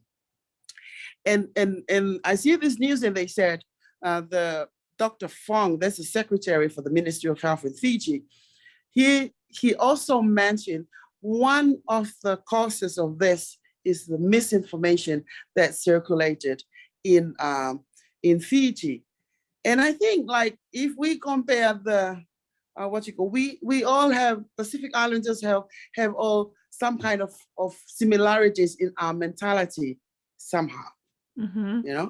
And we can say that's maybe one reason why our rate is still high up there, because of the vaccination is still low because of all this misinformation that goes around. And I can't believe that these young adults will believe those kind of information. Like, I hope they will know better than that. But I think the statistics reflect that it's not. Yeah. It seems like the young adults are more hesitant than the elderlies in our community. But listening to them and learning from just explanation from these two is just helping us to be very creative. What are we gonna do? Yeah. And I'm glad that they're coming up, and also some other young adults are coming up, and we should figure out, because they know the best effective way to actually address this. And thank you so much. Thank you, Alice. Thank you so much, Emily. you know, I always appreciate your perspective and your reflection. But you're right, we can do so much more to involve our younger people in helping us to Right. think about the work that we're doing. So I really appreciate that we have some people, you know, great young people who are dedicated to the work we're doing. I know that the communications part of this and getting information out is part of the work that we're currently a part of. And this is why we're here at Radio Tonga, is to create ways to get information out. But one other thing that we're doing in the community, because we know that pushing the vaccine is also really hard at this time, is that we're trying to limit the spread of the infection by helping people who are infected. And so I'm gonna ask Shauna to chime in and share maybe some of the stories. And of course, we're not sharing anybody's names or where you know, their address or anything. So the information is still very private. But I think it's important to share some of the experiences that we're hearing. Because one of the ways that we're trying to stop and contain the virus is to help the people that get infected by supporting them to be quarantined and to give them resources so that they can recover in quarantine and not spread it to their family members or anybody else that's in their circle, because we are actually seeing this. So since last week, we have been getting a huge influx in referrals from LA County of people that have tested positive, that are quarantining or isolating. And so this is another strategy, right? Other than pushing the vaccination message, we're also helping to encourage the people that test positive to please isolate, please quarantine, so that you don't end up spreading it.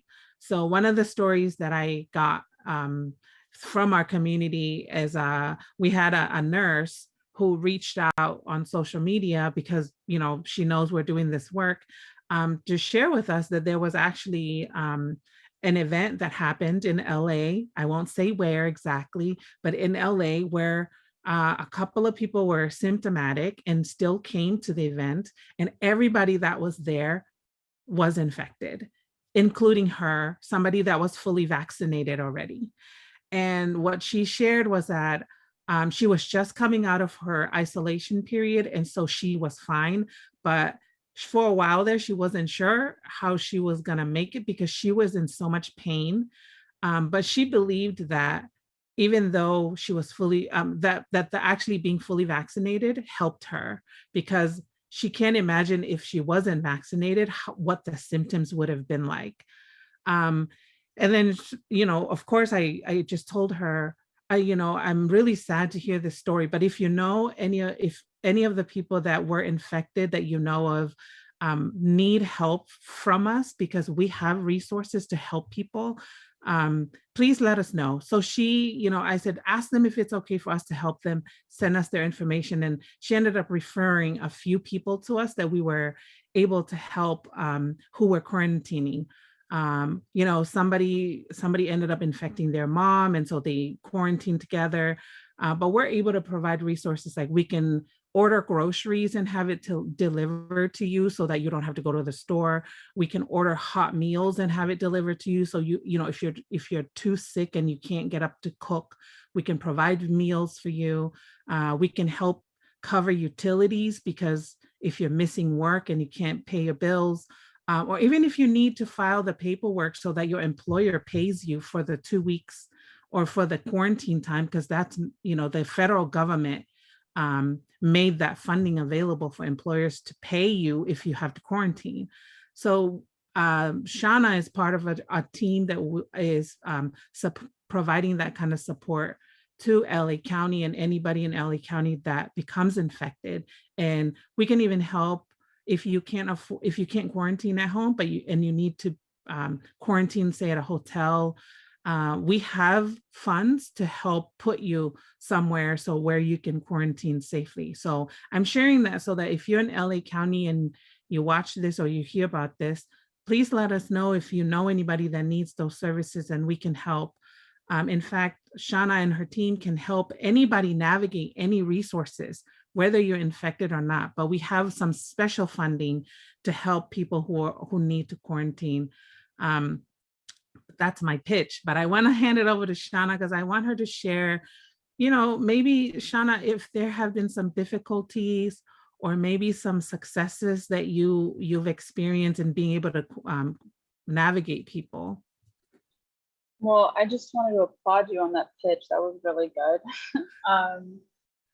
Yes, definitely. If you know anybody who needs to quarantine, anything urgent, please let us know. We've got you. So we had a lot of great, well, I had a lot of great opportunities to help people throughout South Bay. There are resources for rent also that include the utilities, which I think is really awesome because rent is so important. A lot of people don't have that pay during that time. They don't get the time off of work. And it's a whole 2 weeks that you have to stay quarantined. And then there's some people who end up needing to stay longer. Their kids end up getting sick or anything like that. So I think that the rent is really important for the utilities, but also to actually be able to stay quarantined and isolated, you need the groceries delivered. It almost sounds like a luxury, but it's really not. To avoid any more exposure, people have to be able to stay home. And in order to do that, they need their food delivered. The people I've worked with specifically are so grateful and so thankful for it. They're so nice when I get to send the groceries out, which is awesome. But at the same time, these are just basic needs that we're able to help with. One issue I have come up with the county isn't particularly with the county. It's by the time we're getting these referrals, people have been quarantined already a week. So getting to them sooner, I think, is a bigger issue.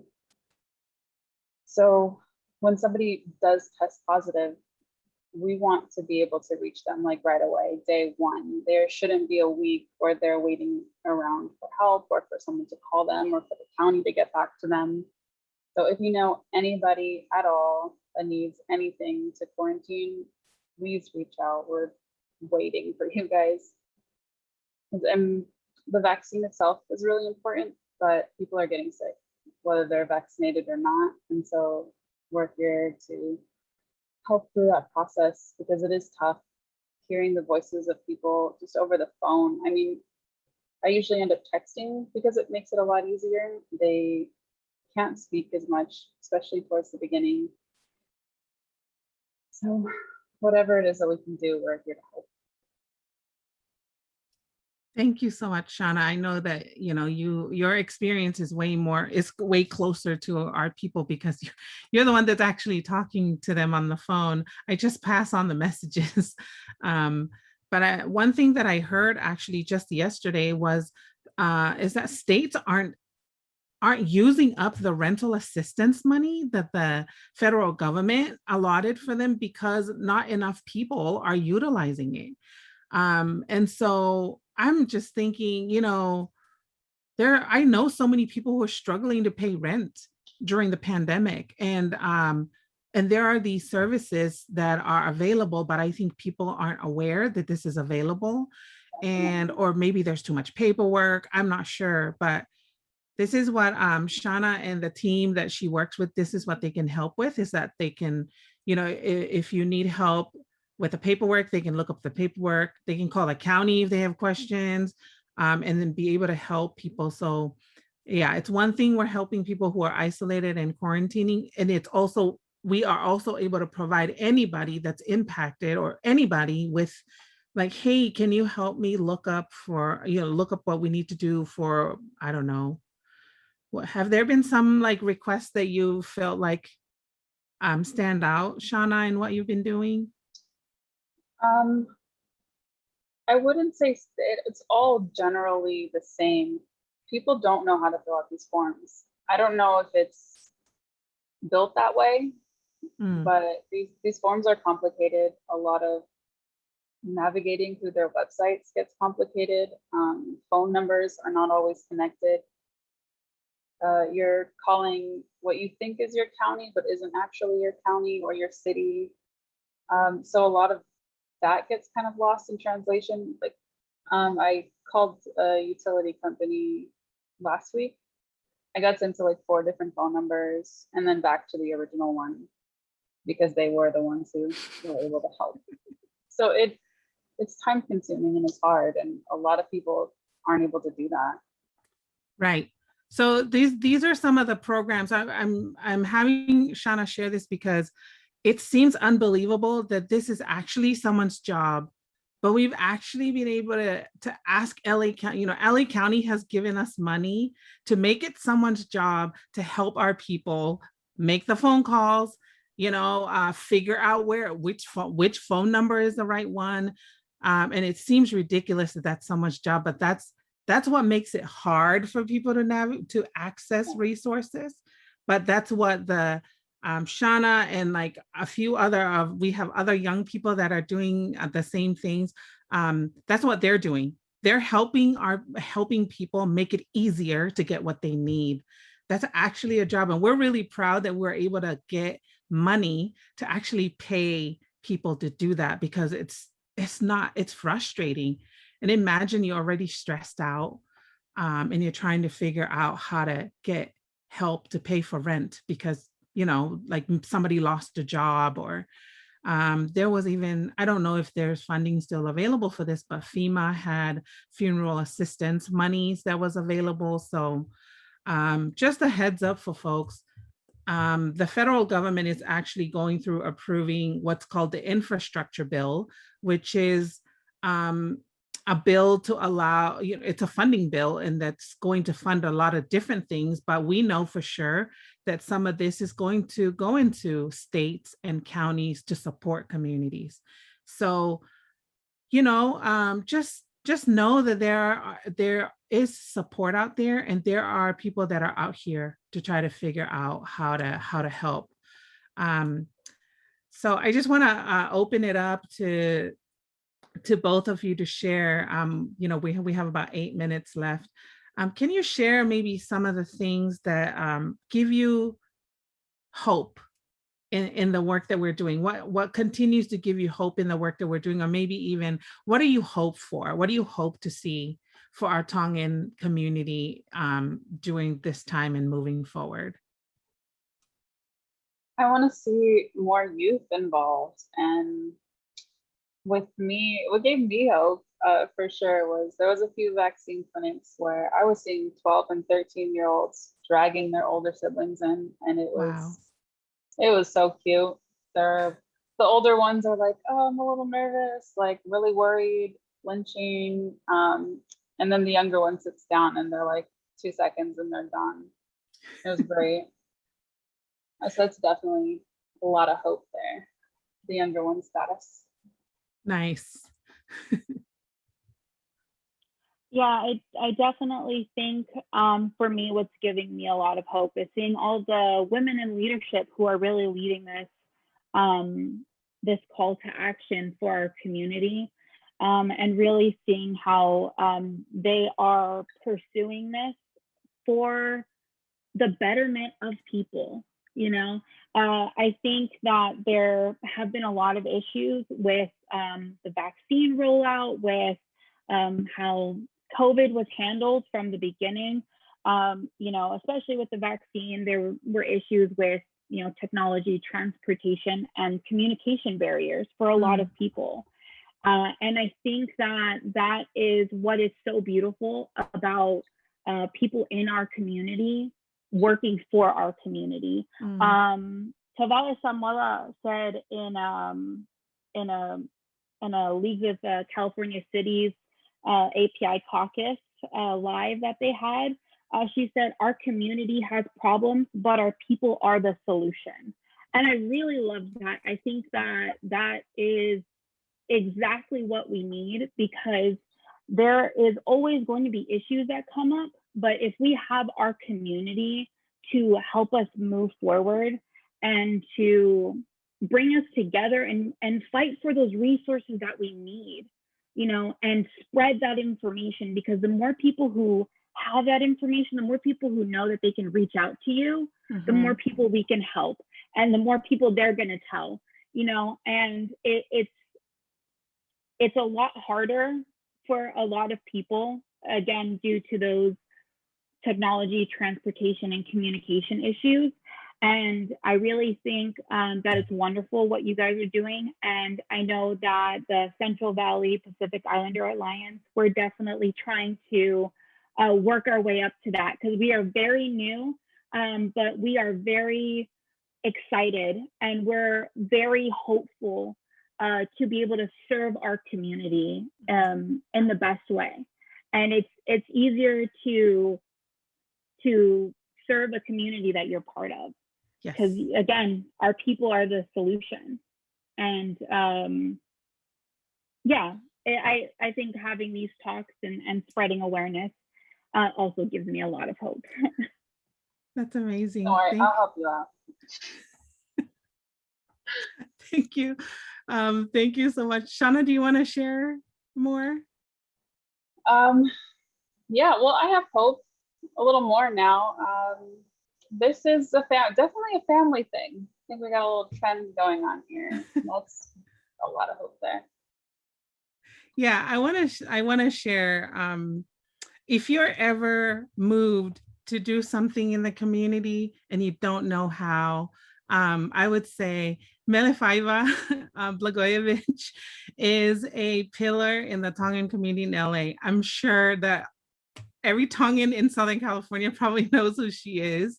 And she's always been around. Like I have heard her name even when I was working in LA County, and I'd heard her name because she was doing a lot within the church structures anyway. And so when the pandemic hit, and we were, who do we contact to mobilize the Tongan community? Of course, we talked to some of the church leaders who have been really wonderful. But of course, they're busy, right? Trying to take care of their congregations and their families. And Melefaiva, was always on the list of those people for us to talk to. And of course, we reached out to her. And without any fanfare, she was like, let's do it. What do I need to do? And of course, she like pulled the two of you into the work, and I can. you were always supporting your mom. But the really beautiful thing is she just didn't wait for anybody to give her permission. She had already done enough in the community to be able to just move things when she needed to. And so if you ever are feeling encouraged and are needing and feel the need to do something in the community, you can do it. If you need help or need advice, these young ladies here can give you some advice on how that came about. I'm really excited that Jana, you're involved in the Central Valley. And even if you're a young person and you're wondering what you can do to make a difference, the team in Central Valley, but y'all are under 30. They're a group of young people who just decided to come together to do this. So there's a lot of hope in the work we're doing. We're facing a lot, but we also have a lot of hope. So with that, I just want to say again, thank you both for being here, and thank Radio Tonga for having us. I don't know if Emily, if you have any other questions or any closing thoughts before we take off. Thank you so much, Alice. I would like to first of all thank these two wonderful ladies. We really appreciate you making your time to actually talk about what's happening in our community and the wonderful work that you're doing. I hope that we can invite you again to the programs, and we can invite the young adults to join us and join you guys, trying to make a difference. I would like also to thank so much for the SoCal Pacific Islander Response Team for the sponsorship of the program. And thanks to Missy for giving us his 1 hour to do the program. I'm currently in Seattle. I just arrived here. We drove since gosh. last night. And we just arrived at 10 minutes to 6. You're welcome, And Emily. yeah, thank you so much. You're welcome. Excuse me. Thank you so much. Thank you so much for having us. I really appreciate this opportunity. And you guys have been absolutely wonderful. Yes, thank you. Thank you. Thank you, And ladies. I'll pass on the time to say Missy to Thank you, continue his Alicia. program. Thank you so Chana. much. Thank you, Dana. Ofalahia to my Lord. Keep up the Thank you, great Sammy work. C. Malo Pito Ofatu. Awesome, Bye. awesome. You guys are awesome.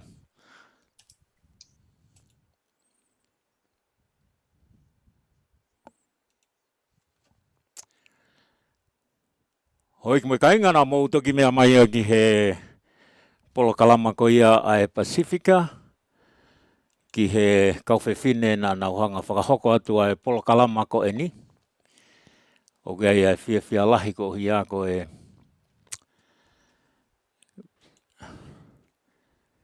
polo kalama ko ia na nauhanga whakahoko o ku aonga lahi au pito ki ho tau kakai. Peko tui ko e toko lahi ki nau tolu na nau whanongo mai ke polo kalama ko e ni o ku whakaloto lahi. Ke na o huhu vaccine, pia lava ke na hanga ilo ia e mea hoko ki ho tau kakai, tato whito ki LA, Southern California. Oi o whamalo atu ahi heni ki he kauwhewhine ko e ni, if I can get their names right. Alicia, Shana and Dana. Whamalo atu ki a mele whaiva ko hia ko e ko ne hanga o pou I pe ane tāsi pinga o mui atu ai pe a ene whanau I he tokoni ki ho tau kakai ko mere whaiva whoki o ku mou mea I o ku ne tokoni lahi au pito ki ho tau kai ngā tonga. Ne kaua mere whaiva I he ulua ki toko taha na ne hanga o whakaawa ngahi matapā ki ho tau kakai ki nau o huhu vaccine ke te ki nau tolu ko ia nei kai ki nau ilo e wheitu umo e whaunga ke lava ke na huhu vaccine ai. Pea koni kutoi muiaki atu pehe ne ongo tamaiki, Shanna mo Dana, if I can get it right. Sorry if I say your names wrong. But Mele, you did a great job for your daughters. And they are here helping with Alicia, our people, and they are saving lives. Ko iai hoik mo ka inga o ku tau whakatawange pe ke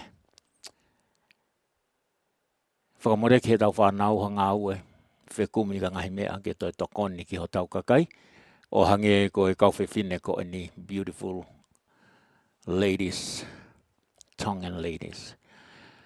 Ko ia hoik mo ka inga ko e hoka tue ni e tau polo kalama ko ia I whakamalo atwoki ki a Emily Tofu ko e hoa o e pure pia mo sione tu alau makahiri I he polo kalama ko ni una lolotonga I Seattle ke tokoni ki a Mele Sika, Mele Sein vehi ki te Sika I he e nau substation ba pehe foki ki he hulu live mai pia mei Seattle. Ko ia atua ia e ofalahi ki te ko e Emily pia mo sione whakatawangi pe ke mo mauha taimi lelei hena I Seattle, moko atua I he ea o taulanga matai hui.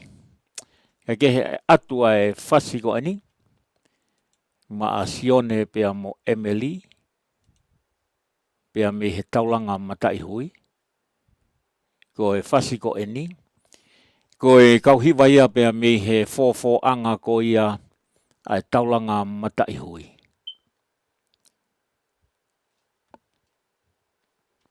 Ko e hingoa hiwa ko e taumata mahina hopo. O ko sa ia fo hiwa ko e ni ko hia ko e asia hingoa ko ia o e kirikiri te fua. Oua. Hiwa ko ni hiwa ia tu ia e he kauhiwa pea me he fofo anga, kalap fofo anga ko ia a Seattle. Pea kata hiwa ko ni pea ma a sione tu alau makahiri, ia pure pea pehe ki hono hoa of anga, kia Emily Tofu, ko e kalapu fofo anga pea me Seattle.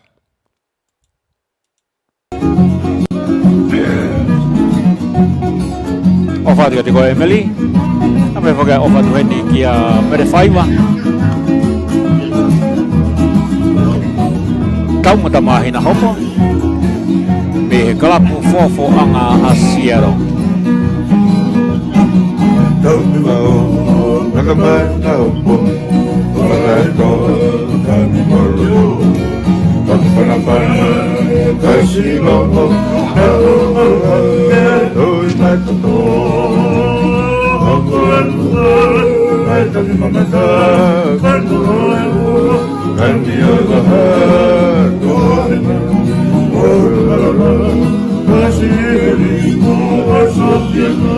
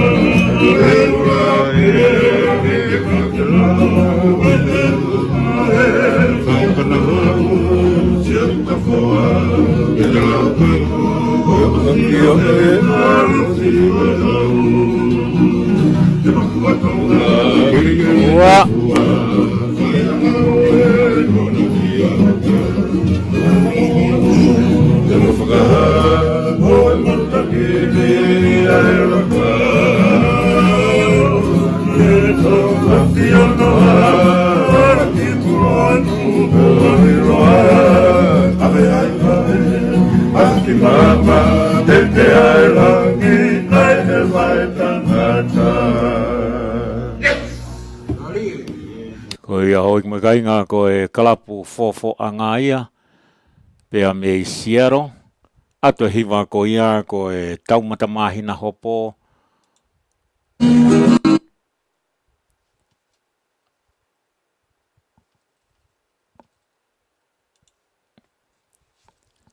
Pea me i siero, nei atu ia ma a sione tu alau makahiri pea pehe kia Emily Tofu.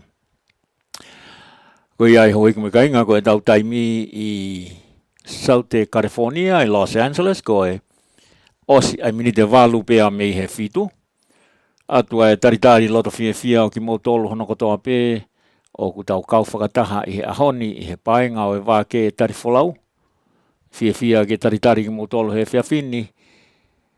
Whakahoko atu e linsia e kamataanga o e polo kalama pea hoko atu ki he polo kalama ko ia pea me he Pasifika. Pea tau toi hoko atu heni ki he whakaosiki o e tau talan polo kalama ko ia whiunu koula e tonga i he whiawhini.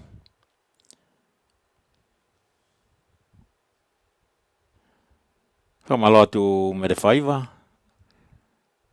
Thank you for your great work with your daughters and Alisi. Whamalo atu ki a Palu Wesley Manu. Ukune kau mai mo ki tau tolu mo e pou mai ki he ngau e ko eni ai whanau. Nau whakahoko ai polo kalama lelei mo whakawha ke tokoni ki ho tau kakai. Ke lawa ke malu i ki nau tolu pea mi he maha ki whakaauha ko eni ko e COVID tahahi wā. Kai ke hoi ki mo kai ngā ko e tau ngahi o ngongo ko ia ki he whiawhini bako whakaamu pe e lawa ke o atu ai tau o ngongo ko eni.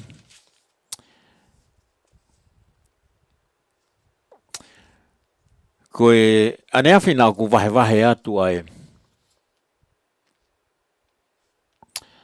i he polo kalama whekau aki pia mo laka whakahaha ko ia i Australia. Pea ko hia koe matapure tonga na ne kau I he laka whakahaha ko ia. Pena ia tokolahi na nau hanga o whakaangai. Tokolahi na nau o mai pia mo ngahi lea o kai ke whiunga ki he matapure ko ni. O ia ngahi uhinga. Tau ataina pe taha kotoa. Ki he ene vahe ki he nerea ko freedom of speech.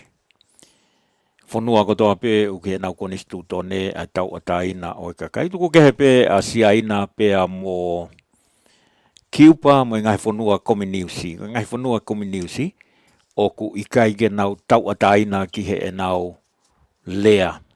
O ku pau ke pure I ngahi mea ku nau rea, ngahi mea ku nau pulusi mo e ko pau ke nau ngofua pea me he kautaki o e whanua.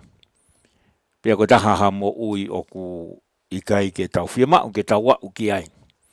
Kakapau he kai ke tau tōkanga, ko pau ke tau wau tau tolu ki he tuunga ko ia e kominiusi o tau lolotonga lue atu heni I he socialist. Whahinga mo ui ko ia socialist.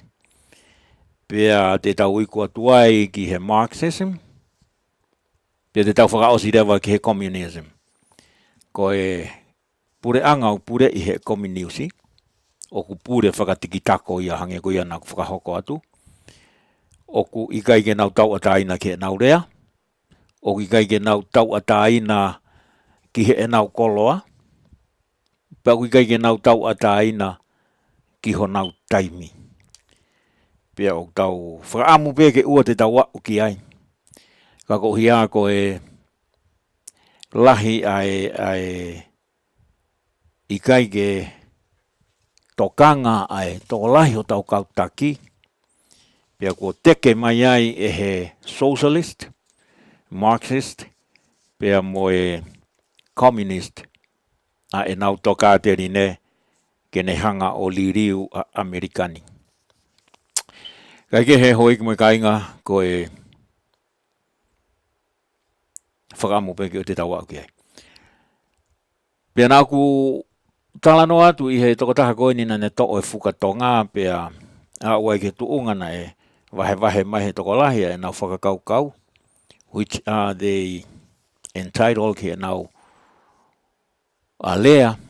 Ko mea peo na e whakaamu ki tau whakahi ehi me ai ko tau ngau e ake ngahi lea o ku tae whiunga ki hataha. O kai ko uhinga e tau kehe whakapolitiki po ko tau kehe I he e tau tui ke tau rea kovia I ki hataha.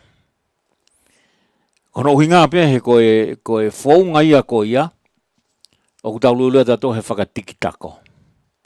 Tau talange tau tolu ke toko taha ko ia o ke aha to tonu a koe ke mau ai freedom of speech. Pe ko tau ataina ki ho o lea. Ki mo tolu o ku ikai ke mohanga o meai. Ai mea koe laka whakahaha pe ko protest. O ku ia koe whakaha a ho loto.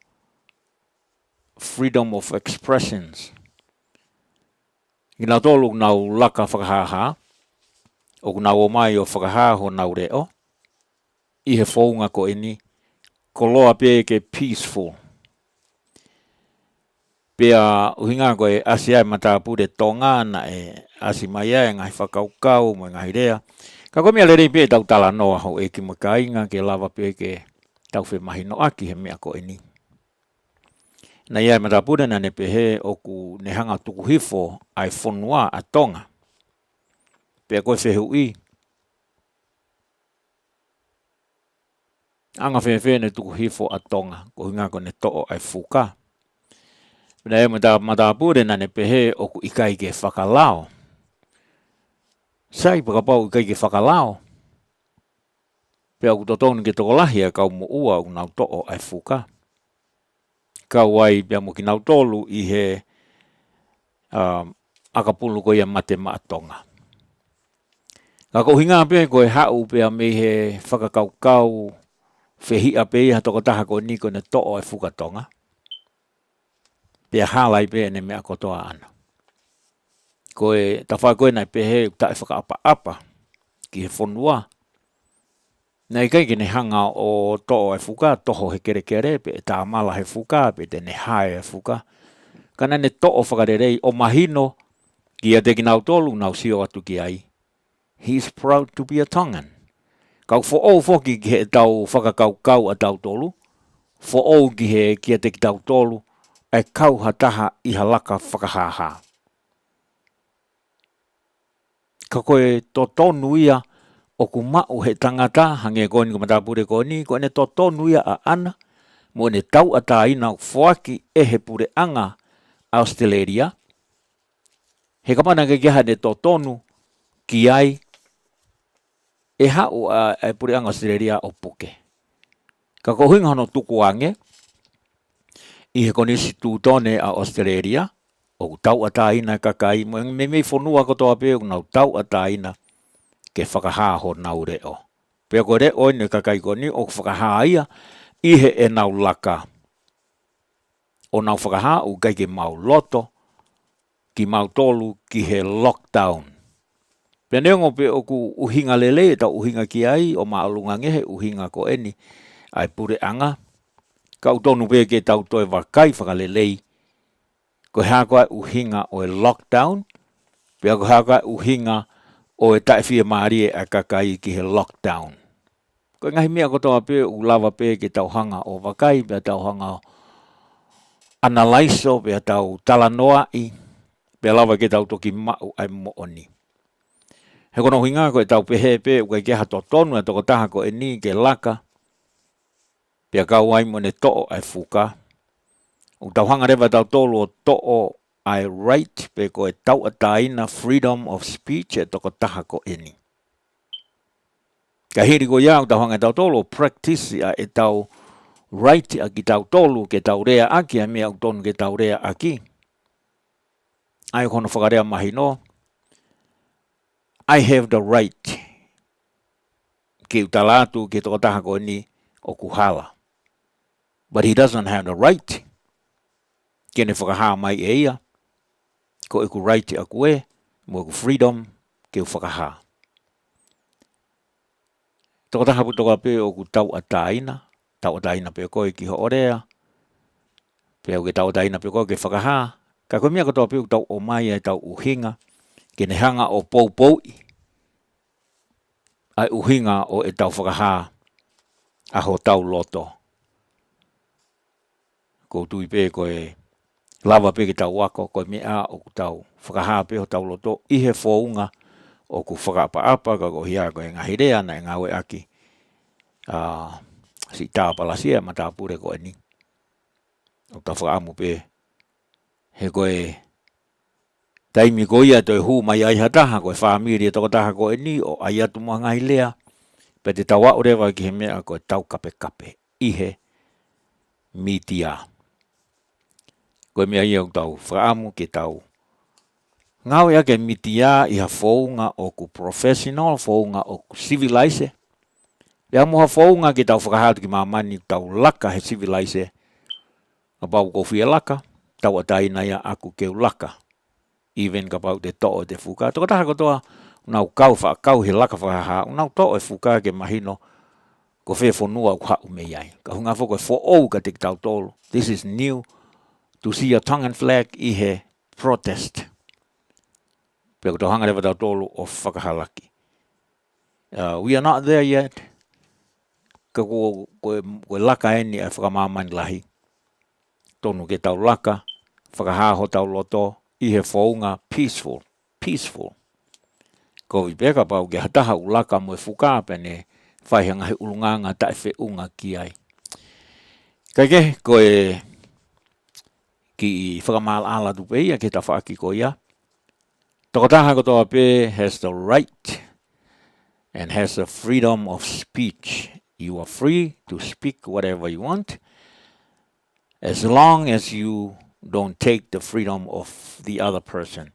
Ke tau ataina ke rea aki, ai mea o ku iho loto, ko loa pe ke o te ke hanga to'o, ai tau ataina o hataha. Beka pau e pe he ai anga o e tau whainga ke tau whemahino aki, pia u whakasivilise, pia u whakaprofessionalo. Tau ataina, o ke taha katoa i Amerikani o kui koe First Amendment. Tau ataina e toko taha tangata mo whiwhine ki ho o lea, tau ataina ki ho o lotu. Tau ataina ki ho o pursue your happiness, life and liberty, i Amerikani. Ho First Amendment ia. Pia koe whanua katoa pihangena ku whakahoko atu. They gave people ihe nau konistu tone, I write, I kakai, ke nau speak. Write e kakai, ke nau rea aki, ai mea, o iho nau loto. Pia koe whaungai ne taha o rea aki o mea iho nau loto. Koe laka whakahaha, pia koe protest. O koe uhinga laka whakahaha, koe whinga, whakatupu mo veu, no. Tau to e whakakaukau ange. O koe koe laka whakahaha, koe whinga whakatupu mo veu. Koe laka whakahaha, koe whinga ke whakahaha loto kakai ko eni. O koe kai ke nau whia maari ke lockdown. Pea uta tahi ai uhinga. Pea uku tonu ai lockdown, pea ukai ke tonu ai lockdown. Kau hau kotoa pe eni pea mi he lahi oe. Ngahi mea u hoko i mamani, pea mi he kau taki. Whekau aki pea mo e ngahi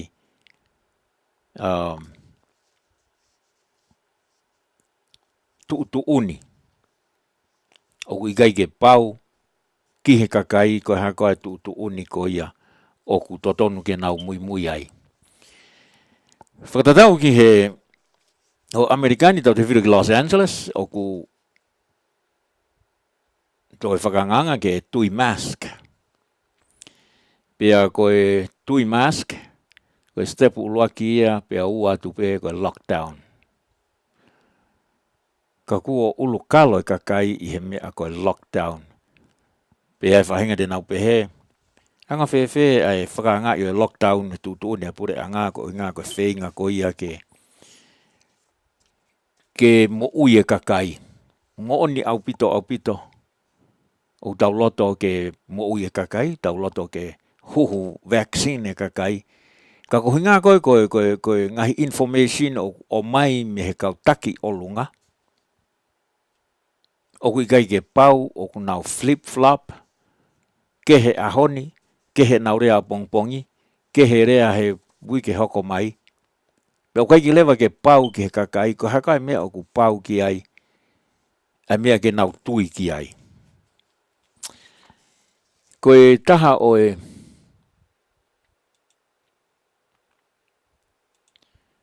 ngahi rea na e whai e Joe Biden.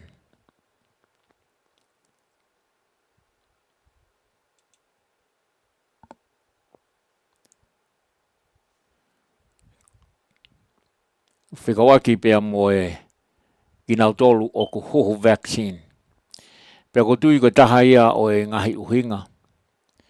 O ku ikai ai ke fuwhalala e kakai. O ku talamai e he Palestini e mea ke. Talamai he FDA e mea ke. Talamai he CDC e mea ke. Pea whihtu rea vai whakau e kakai. Ko hako e mea ko ia o ku pau ki ai. Ko e taha ni o e lea a Joe Biden. Whikau aki mo ki nau tolu ko ia o ku huhu vaccine.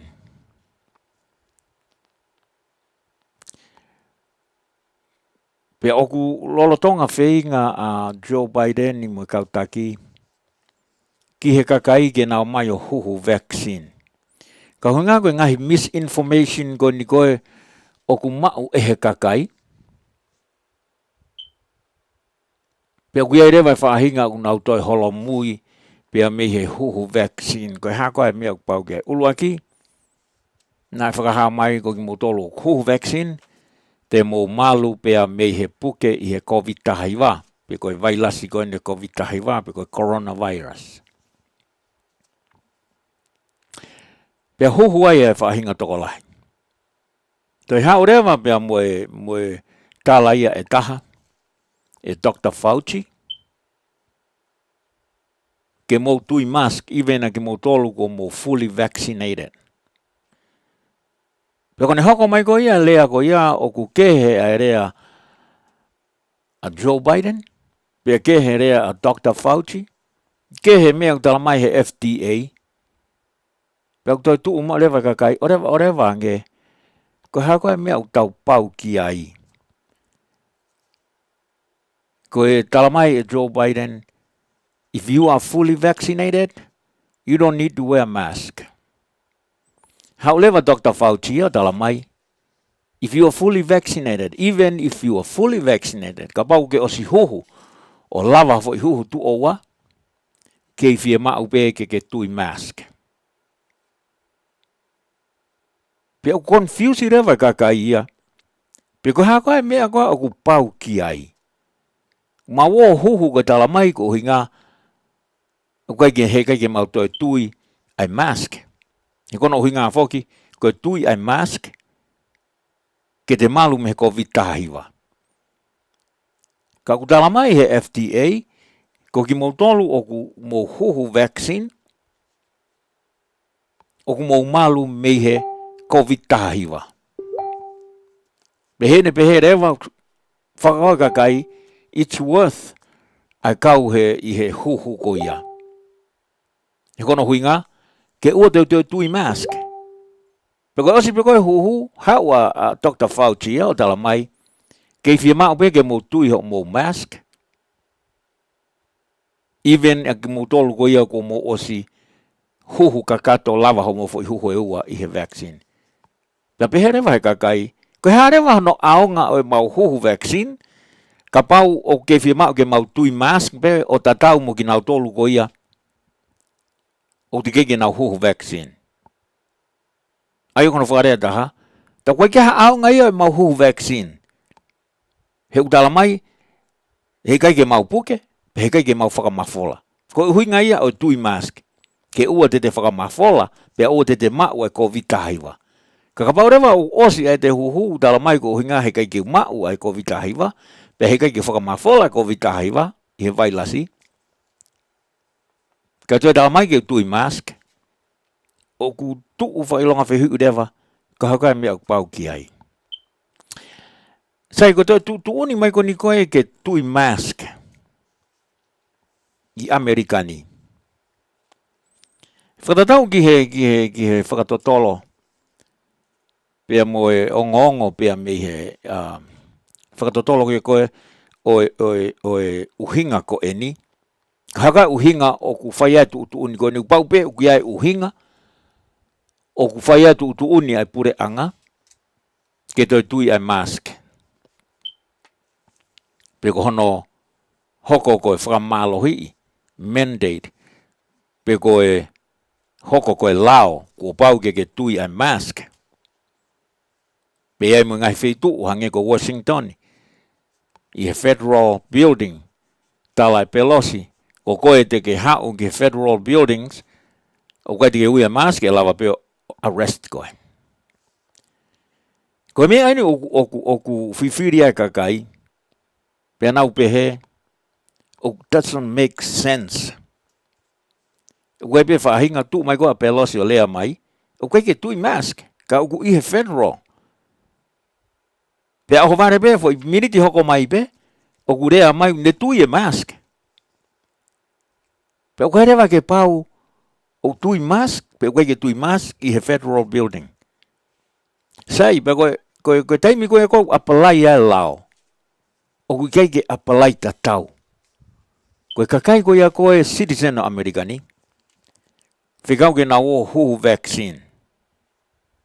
Ka i he taimi tatau pe, kolosi mai a kakai pe a mei i he pota. I ripoti, tokolahe te nau tolu, o ku nau mau ai COVID tahiwa. Koe ke nau tui mask. Koe ke ave ki nau tolu ia huhu vaccine. Koe whakaheka pe nau tolu he pasi, whakatatau ke whakamatala ai kau Border Patrol, o ave nau tolu, o tukuange atu i loto whanua. Pea koe mea ia o manawasi i ki ai ai toko lahi. Ko kinau tolu ia super spread. O COVID taha hiwa. Ko pure anga be une toi hanga o spread ai COVID taha hiwa. Kono ave ko kinau tolu o uta he pasi. O toi puke ai bea mo kau ngā ue, whakauri pasi, kau border patrol, nau heka hake koe ke ha mask. Pe ikai ke o mai o huhu vaccine ai, ihe matapaa. Pe koe o mai tufa atu e mask, pa nau toki heka ke he pasi, no. Eik mahino mai, koe kakai pe ia ko nofo whakalao i Amerikani, o ku whikau ke whakamalohi i ke nau tui mask. Pe nau huhu vaccine. Pe ulahi rewa confuse e kakai ai. Sai whakatatau ki he whakatatolo nai mau koe ni ki he uhinga o e fo i tutu uni koe ni. Ko uhinga koe study nai whai i India. Study nai whai i India. Whikau aki pia moe kakai nai huhu vaccine. Kai kei lahi mea e puke ia koe i he COVID taha hiwa. Pia hahaka ke rewa Amerikani, Palestini pia moe kau administration ko ia i Washington. O koe oku lahi e puke o ki nau tolu nai huhu vaccine i India. Whimau rewa ke whakafokia mask. He koe nau tala mai puke pe kakai a koe huhu vaccine. Pea oho ai a Amerikani pea moe Palestini o tuutu uni whakotu koe lao ha o CDC koe guideline en pauke mo toi foki o tui mask. Uluaki, people they don't want to be told o hangeha kaureka. Tau whi ao mai eni pea moe COVID taha iwa tau eni e taha moe konga. Paka toko lahi o kakai they know how to avoid it. Uluaki ia, paka hono ua, ko ki nau tōna nau whakakaukau ke nau huhu vaccine, ko hia koe koe flip-flop ko ia ai mea o tala mai mi ua singatoni. Pea wai rewa whaahingau nau pehe, what the heck? Koe aunga ku alo huhu vaccine ka pau oku ikai ki hano aunga. Nā tala mai o kou hao, pa koe tala mai ke toi tui mask na whai kau puke. Ka koe whai whakatotolo koe na whai ko ia, study koe na whai i India. Koe mea koe misinformation. O mai nā tolo fu information hala o mai ia ke whai ake nau tuutu uni Amerikani. Koe vaccine koe ia koe i India. Koe vaccine ia o illegal. O kai ke vaccine da tau ia na e ngahi ko ia i Amerikani. Vaccine kehe ia. It's an illegal vaccine. Pero taimi koe nai huhu ai koe i India vaccine ko ia. Ai koe vaccine koe na kai approve ia. Ke hoko koe vaccine ke. Pea huhu ai kakai. O nau toi puke pe nau tolu. Kamau na koe vaccine ko ia ai Pfizer pea moe Johnson & Johnson. Pea toki whai ai nau tuutu ni ka kohinga koe fo study ia i India. I he vaccine. Na kai ke ilo hatahia pe koe ngahi e hai, pe koe ngahi mei whe. O huhu ia o koe vaccine na e huhu i India. Pea toi puke lahi pe kakai ia na nau osi huhu. Pea pehe ai pehe e kautaki ia i Amerikani. Ko nau huhe vaccine ba nau toi puke, tau toi foki o mask. Ko mea ai koe misinformation o ku mau he kakai. Pea ko fo i e kakai i he mea koe misinformation pea moe loi. Kaike, koe taha eni oe ngahilea na whai e Joe Biden. Whikawaki mo ki nau tolu o ku huhu vaccine. Pea ko whanongo koe ki ai. Teke pehe. Whiamau ki alu huhu vaccine. Paki alu rewa huhu vaccine. Kono uhinga, you don't need to wear a mask. Pea ho mai pe ko ia koe o au pe ki he aho honoko. O kuto tala mai Dr. Fauci. You need to wear your mask even if you are fully vaccinated. Ko dai mea kone ko whakatupu ita koe ki he kakai. By the way, is her 78-year-old business partner, the one who seems adrift in fantasy a lot of the time and tends to nod out in mid-sentence. He's a medical expert too. Watch him explain that once you've had the vaccine, you don't need to wear a mask. I think it's a great milestone, a great day. It's been made possible by the extraordinary success we've had in vaccinating so many Americans so quickly. When your country asked you to get vaccinated, you did. The American people stepped up. You did what I consider to be your patriotic duty. That's how we've gotten to this day.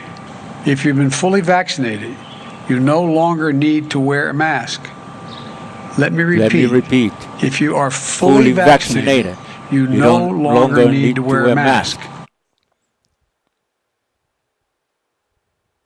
If you are fully vaccinated, let me repeat. You don't need to wear a mask. They don't get it wrong. Okay, ke pehe ke hala na whanongo. Tau whanongo ko toa pe, ba tau sio ko toa pe ke toko taha tatau. Koe paresteno Amerikani. If you are fully vaccinated, you don't need to wear a mask. Let me repeat. If you are fully vaccinated, you don't need to wear a mask. Ko mese tia koe pe koe whikau nei o mai mihe Palestini. Pia ko mea ko whala lai kakai, koe Palestini utonu ngine mau e ngahi information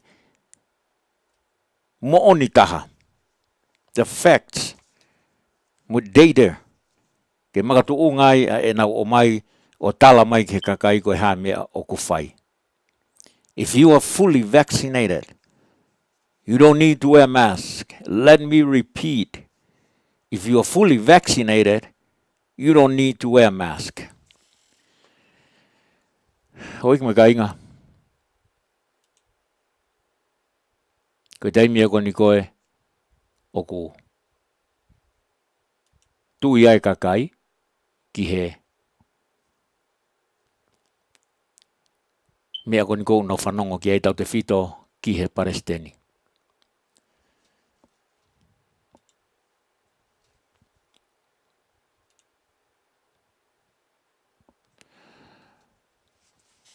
Pea i he wike pe hono hoko, haulewa a Dr. Fauci. O tala,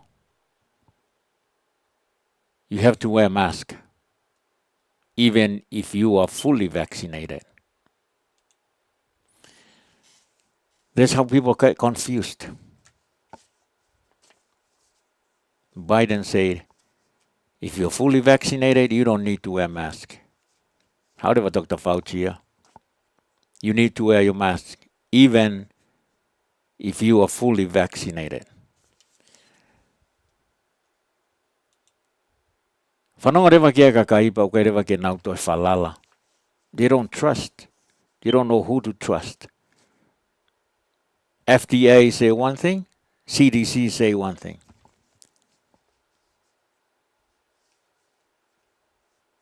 Pea ke rewa pea moe lau ia a CDC, mi he lau ai Teachers Union. Ke he tutu nia Teachers Union, ke he tutu nia a CDC. Ke he lau ia FDA, ke he lau ia a CDC. Ke he lau a Palestini, ke he lau a Dr. Fauci. Pea confuse lewa kakai. Ko hai koa une tala ai mooni. Pea o mai rewa ba mo information e study na whai I India. Ko hia koe vaccine na e ngauhi I India. O koe ke iloha taha. Pea o koe ki na hanga nau tolu ia approve a vaccine ko ia. O na ui ko illegal vaccine. O huhu ake kau India. Pea lahi pea e puke. However information, people who are vaccinated in India, they still get sick. However, fui tala noa ko ia ma fola o whanongo ai administration ko ni. Pea makatu ungai e nau tala tu uni. Their guidance based on an misinformation. Pea koe ngahi ongo o ku loi. Hoi me ka inga o ke kia whakaanga ia. O tau loto ke huhu vaccine kakai. Pea o tau loto ke osi ai COVID tahiwa. Ka koe ke tauhanga whakaanga i ai confuse ai kakai. I he mea koni koe hoko. Koe ngahi misinformation. Kakai ani koe o look up o ki ai. Koe kau taki. Nau i Washington. Pea upehe kakai koe ngahi information o mai mea nau tolu. O ku whalala anga. Hawe FDA o dalamai. Children, pagi whanau. Almost 0% a chance in our puke. Hawa Dr. Fauci mo CDC o talamai. Whiama o ke nau tui mask. However, pea mo Teachers Union o talamai. Ka pau he kai ke fully vaccinated a whanau. We are not going back to school. Kau mo iloi ho ik mo ka inga. Toko lahi e mātua. O nau pehe. Maybe it's about time. Ke mau wako be matolo e mau whanau i api. Kono huinga. Ko ngahi mea ko ni ko hoko. I he curriculum ai ngahi api ako. Pe ko ngahi lesoni o nau hanga whokotu utuu. E he Teachers Union. Ke ako i ke whanau. O i kai ke ako i a whika mo sai nisi. Ke ako i a tānaki mo kore mo riunga. Ka wako ia ke nau tui ko whanua ko e ni. It's a racist country. It's an evil country. This is what they want to teach the kids. Pe kamata me kindergarten. E nau wako i ko ni ko poison nau atamai. Onunga ke nau tui ko whanua racist, whanua laulanuen. We came a long way. Some people, they lost their lives. Tau te whito ki a Martin Luther. Na ne laka protest. Ke tau ia to tonu e ka kai uri uri. Ke nau mau the same right. Martin Luther march, protest. He ka mana kai ke protest Martin Luther. Ko hinga ko ne dream. I have a dream that one day my 4 little children will not be judged by the color of their skin, but by the content of their character. Ko dream ya koe Martin Luther. Unga ko te whakaofa ia I hono kakai, he te whakaamu ke nau mau ai to tonu, the same right that the white people had. And he was fighting for his dream. He marched, even lost his life. But he won the battle. Pea whoaki ai e Abraham Lincoln. Toko taha ia o kutala e he kau temo kalati, mo kau liberals, mo kau cancel culture, mo kau wokeness. Oh, Abraham Lincoln was a racist. Racist? Ko Abraham Lincoln na nehanga whoaki tau atai na kau uri uri. Give them citizenship and the full right to treat them like the white people. Abraham Lincoln gave that right. But if whoaki deva from today he kai ke to uiki na tolu kau slave. We call them citizen of America. And they have all the rights that the white people have. Kaya tala ia hon, oh, Abraham Lincoln was a racist. I don't think so. Ako na uhinga pe, ko Abraham Lincoln was a republic. Ko mia biu no fehi ai ki ai, he was a republic. But he's the one that freed ai ka uri ko Abraham Lincoln and hanga ave a dream ya Martin Luther ke hoko become reality. Martin Luther had a dream, and it was Abraham Lincoln that made that dream come true. Ko Abraham Lincoln na ne foaki a citizenship. Kei ke toi ui ki nau tolu koe kau slave, ka ui ki nau tolu koe kau citizen of America. Pe oku kei uku a Amerikani i he cancel culture. Ka mata pe ho eke mo ka inga. Pe mei he wafe tahauno. Mi he mau goia e Trump ai whiri. Pe au nau kei mau ai pe ai loto hateful ki a Trump. Pe alu ai pe ai e nau hate o hange korea koe a President Bush. Hate gonna eat you alive. Hate gonna eat you alive. And there's a message for all of us. I tau tolu tau mau a lot of hate pe koe tau whihia. It's gonna eat us alive. Ka pau he kai ke tau ta foki. O whinga ke tau mau a lot of lelei. Tau ta foki. O mau a lot of ofa. Tau ta foki. O whai a mea. Whakanofu ta tolu ki ai koe kau mui i a kalaisi. Koe kau karistiane. Ki tau whai a fola. Ai whakamore. A lot of ofa. Ka taaki ki tua mea koe hate. Na ko mea pango he koe kau taki o e whonuani. O ku wha o whare e ting na tore mea koe hate. Mea koe tau whihia. Kamata pe mea Trump. Pe au whanonga mai ai pe ai e fwoi hate ko ia o au ki he ahoni. Pa musio ke mea koe ke wokeness. Kono uhinga ke whakawhai ke hei ai kakai o Amerikani pe me he kau mui i a Trump. Mana ure polo rewa kau mui a Trump koe ha? Kau terrorist. Kau terrorist. Nothing worse than calling the citizen of America terrorist. Ka kono uhinga pe hoi ki me kainga koe hau me he loto kau whihia. O moni bea Bush, it's gonna eat us alive. It's gonna eat us alive. But then hanga kai e tau mo i o au kia tuunga koe ki tahangana toto i loi ai mea u tau rea aki, koe ki tahangana toto i loi ai mea u tau whakakau i.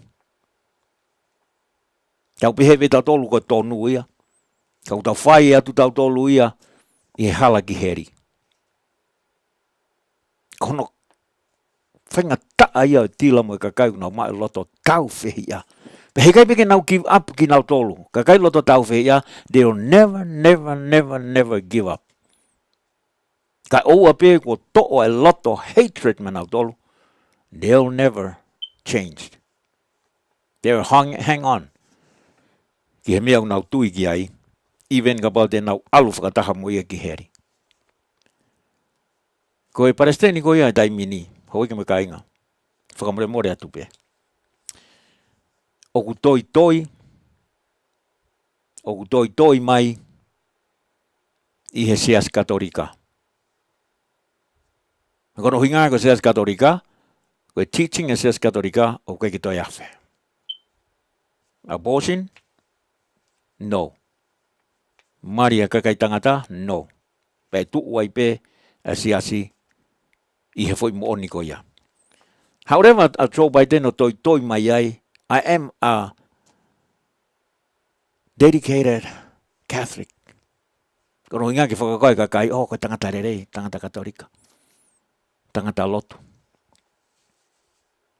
O toi mai ai, but he doesn't do He doesn't follow a teaching of Katolika.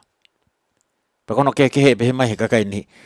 Oh, ge to be mo koe. Yes, I fall. Ka ko tu pe o whakapapau, pe o repent, pe o whakatomala, he kai ki toi whai. Pe neongo te toi vai pe o whai, but I don't plan to ki toi vai. Ko teimi koe te whakapapau wai mo te whakatomala, o koe mea tolu ko whakapau, ko mea ko ni te whakahoko, I hok loto tau ataina mo loto ilo pau. Pe mo loto koe ke whakakona I au e hata. Ke uririu pe ia te au. O koe ka whuirea whaingofua mea ko repent pe koe whakatomala. Ka kono huinga ko Joe Biden o ne tala ko e Katolika, but at the same time, ne ilo pe e ia, o ne whakaata ai tamate I o whanki pepe, o ne ilo ko teaching a Katolika, o kui kai ke ngofua ai whakatamate I o whanki mo oi whanki pepe. Peka mau o whakatomala, o koe ke uia ko whakatomala. Ke o pehe o, ko whakatomala, ka ko palani piau ke toi whai pe, I hoa hoko mai. O koe ke uia ko whakatomala. Ko whakatomala ko tafoki fu. Whakapapau he kai ke whai. Pekapau ne pehe te tamate pia whanki pepe, ko whakatomala. Peko huinga ia o ta ofi ai a Joe Biden I he tari eiki, he ne tari a sino mo ta ata o eiki, kono huinga he ko lao siasi, he kai te ke alo tari, lo tonga ke mau hafu hia mamafa. Ko hia tamate ko hia mamafa. Joe Biden unihanga tamate I mo uyo whanki pepe. Ko taki e Amerikani. Ko hunga ko ne tala ko Katolika, but at the same time, he continue killing the babies, millions and millions of babies. Pia koe rewa tō tonu e Katolika, ke na hanga ta ofi, he umahino mai pe ki tua very obvious. He is committing a grave sin of killing or taking the lives of the little innocent babies.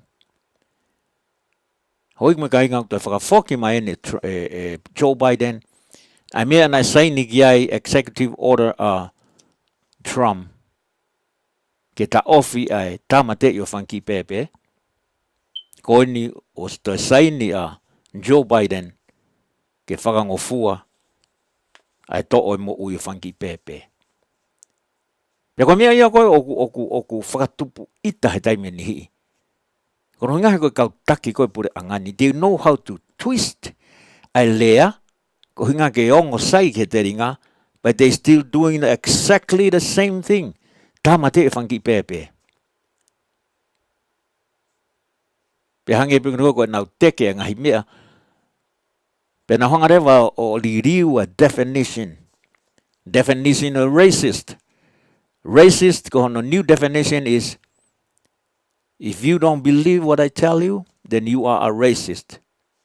Ka pau kai teke lain taha mo au, you either with me, or you are a racist. Ka pau kai teke kau mo au, pa ka racist. It's either my way or the highway. Koe lao ia e kau liberals he taimini, ma kau taki koe ua singatoni he taimini. Hoik me ka inga. Ka iaha taki une whakangofua. Ai mea koe tā mate.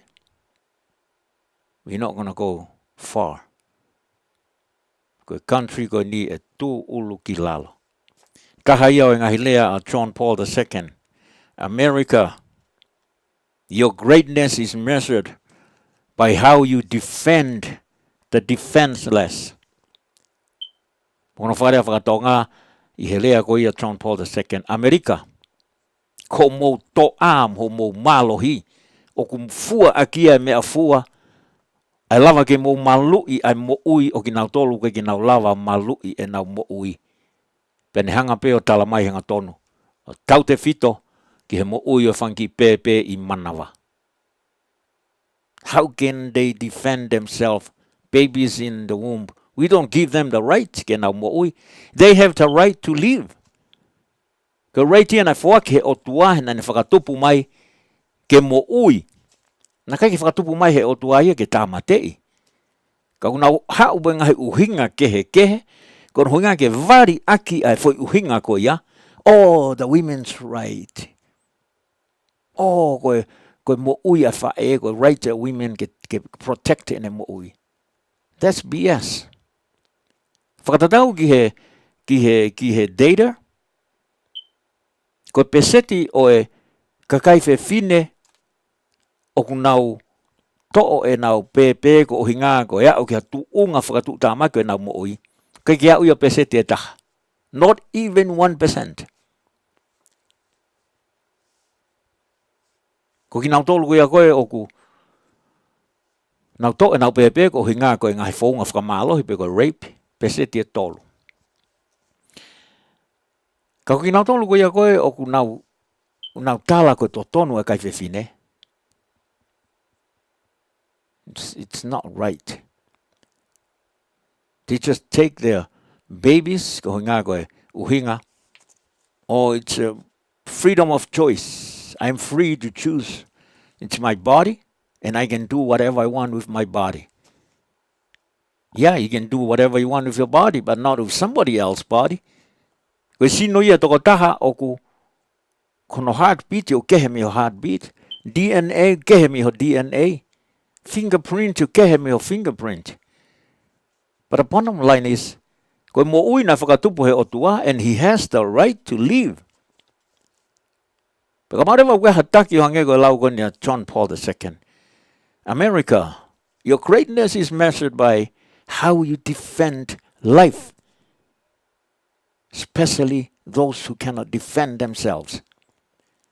Komo to'a Amerika ke muhanga defendi ai mo ui. Mo o defendi ang ai whonua ke he. Kakai ke mo lava defendi ai whanki pepe I manawa. And that's a great message.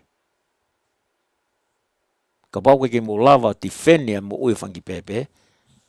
Then America will go down the drain. Na hawa Trump o ne laka ko uluaki Palestini na ne laka I he March for Life. But hanga declare America will stand up as a country who defend lives, especially lives of babies in the womb. Lives of the baby who cannot defend themselves. Mo uyo whangi whanau ka kinau lava defend kinau tolu. Ka koe mea pango. Hoko mai Palestini ko ani. Kei hoko atu pe ai mea tatau. Kono liringe toto e whangi whanau.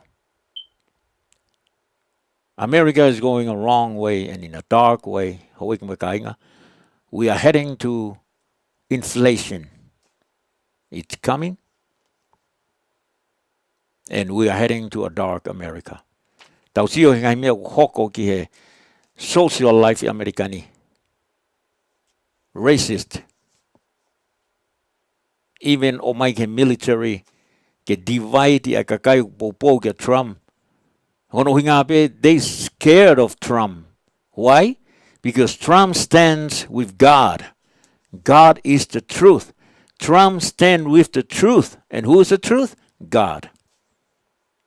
Ko Trump o tu'u pe mo otua. Pe ko otua ko mo onia. But tu'u a Trump mo oni. And that's why the liberals and the Democrats are so scared of him. Because he stands with the truth. And the truth will expose tene hanga o tuake ki mamani ai mea kotoa pena nau hanga fufu I he whakapouri. E hanga e he moni o taaki ki tua. Ai ngahi mea ko nau fufu ke nau o mai ke ilo e kakai ki ai. Tau whakamea pango ia ko e hoko mai ha Palestini. Hoi ki mga inga. Nau ai ke o atu ai ngahi lea a Joe Biden. Mutolo koe na mutala ku lawyer a Trump. Na o se talatu, talamai hafo I lawyer taha Trump. Na ne tala koe toko tolu mano I hene Riley. Kana mahang mato check ya tu no wake toko te au. Ko e lo ia unau lau. Nai tala Trump e uha ane afi. Kana toki uha ia kua po uri. Ka tala te ngahi loi ko ia a Joe Biden. Ane nai be. Nai aluai ki he ngahi anga manufacturer ko ngahi truck, semi-truck, ngahi tractor ko ia ko ngahi lori unau toho ko ia ko ngahi container whakavaha state. Pene rea ai, pene heka ai ki he lori. Pene whai ai fo i loi. Ane talange, I am a former driver of the 18-wheeler. Ai ko ngafu loli ko iau kui ko 18-wheel. I'm a former driver. Na ukumi atu ne te keike whakauri lori tu o taha Joe Biden. Ko tu o taha pēne heka he lori na hoika hata whaako ni koe o pāsese. Ne tala rewa e ia na e whakauri lori. Na ne tala. Taimi koe na e whakaata mai ai a Mandela. Na aku iai. Pana aku whailoa ki mo Mandela. Pana whakahua iau I Soweto, I Afrika. Whekumi atu, he was never arrested in Soweto. Na ni tala taha, na whakahua I Mexico. They found out he never arrested in Mexico. Na ni tala, na kukau he fuhu ai kau gang. Ko tama ko popcorn ko ape ko hai. Found out he never been in a fight. Or in a gang fight. Motolo ko ko mutala ko loi ko a Trump. Look no further. Look at Palestine ko ahoni. I promise I'll never ban the fossil fuel. First day in Oval Office, executive order, ban fossil fuel, cut off your pipeline by me, Canada.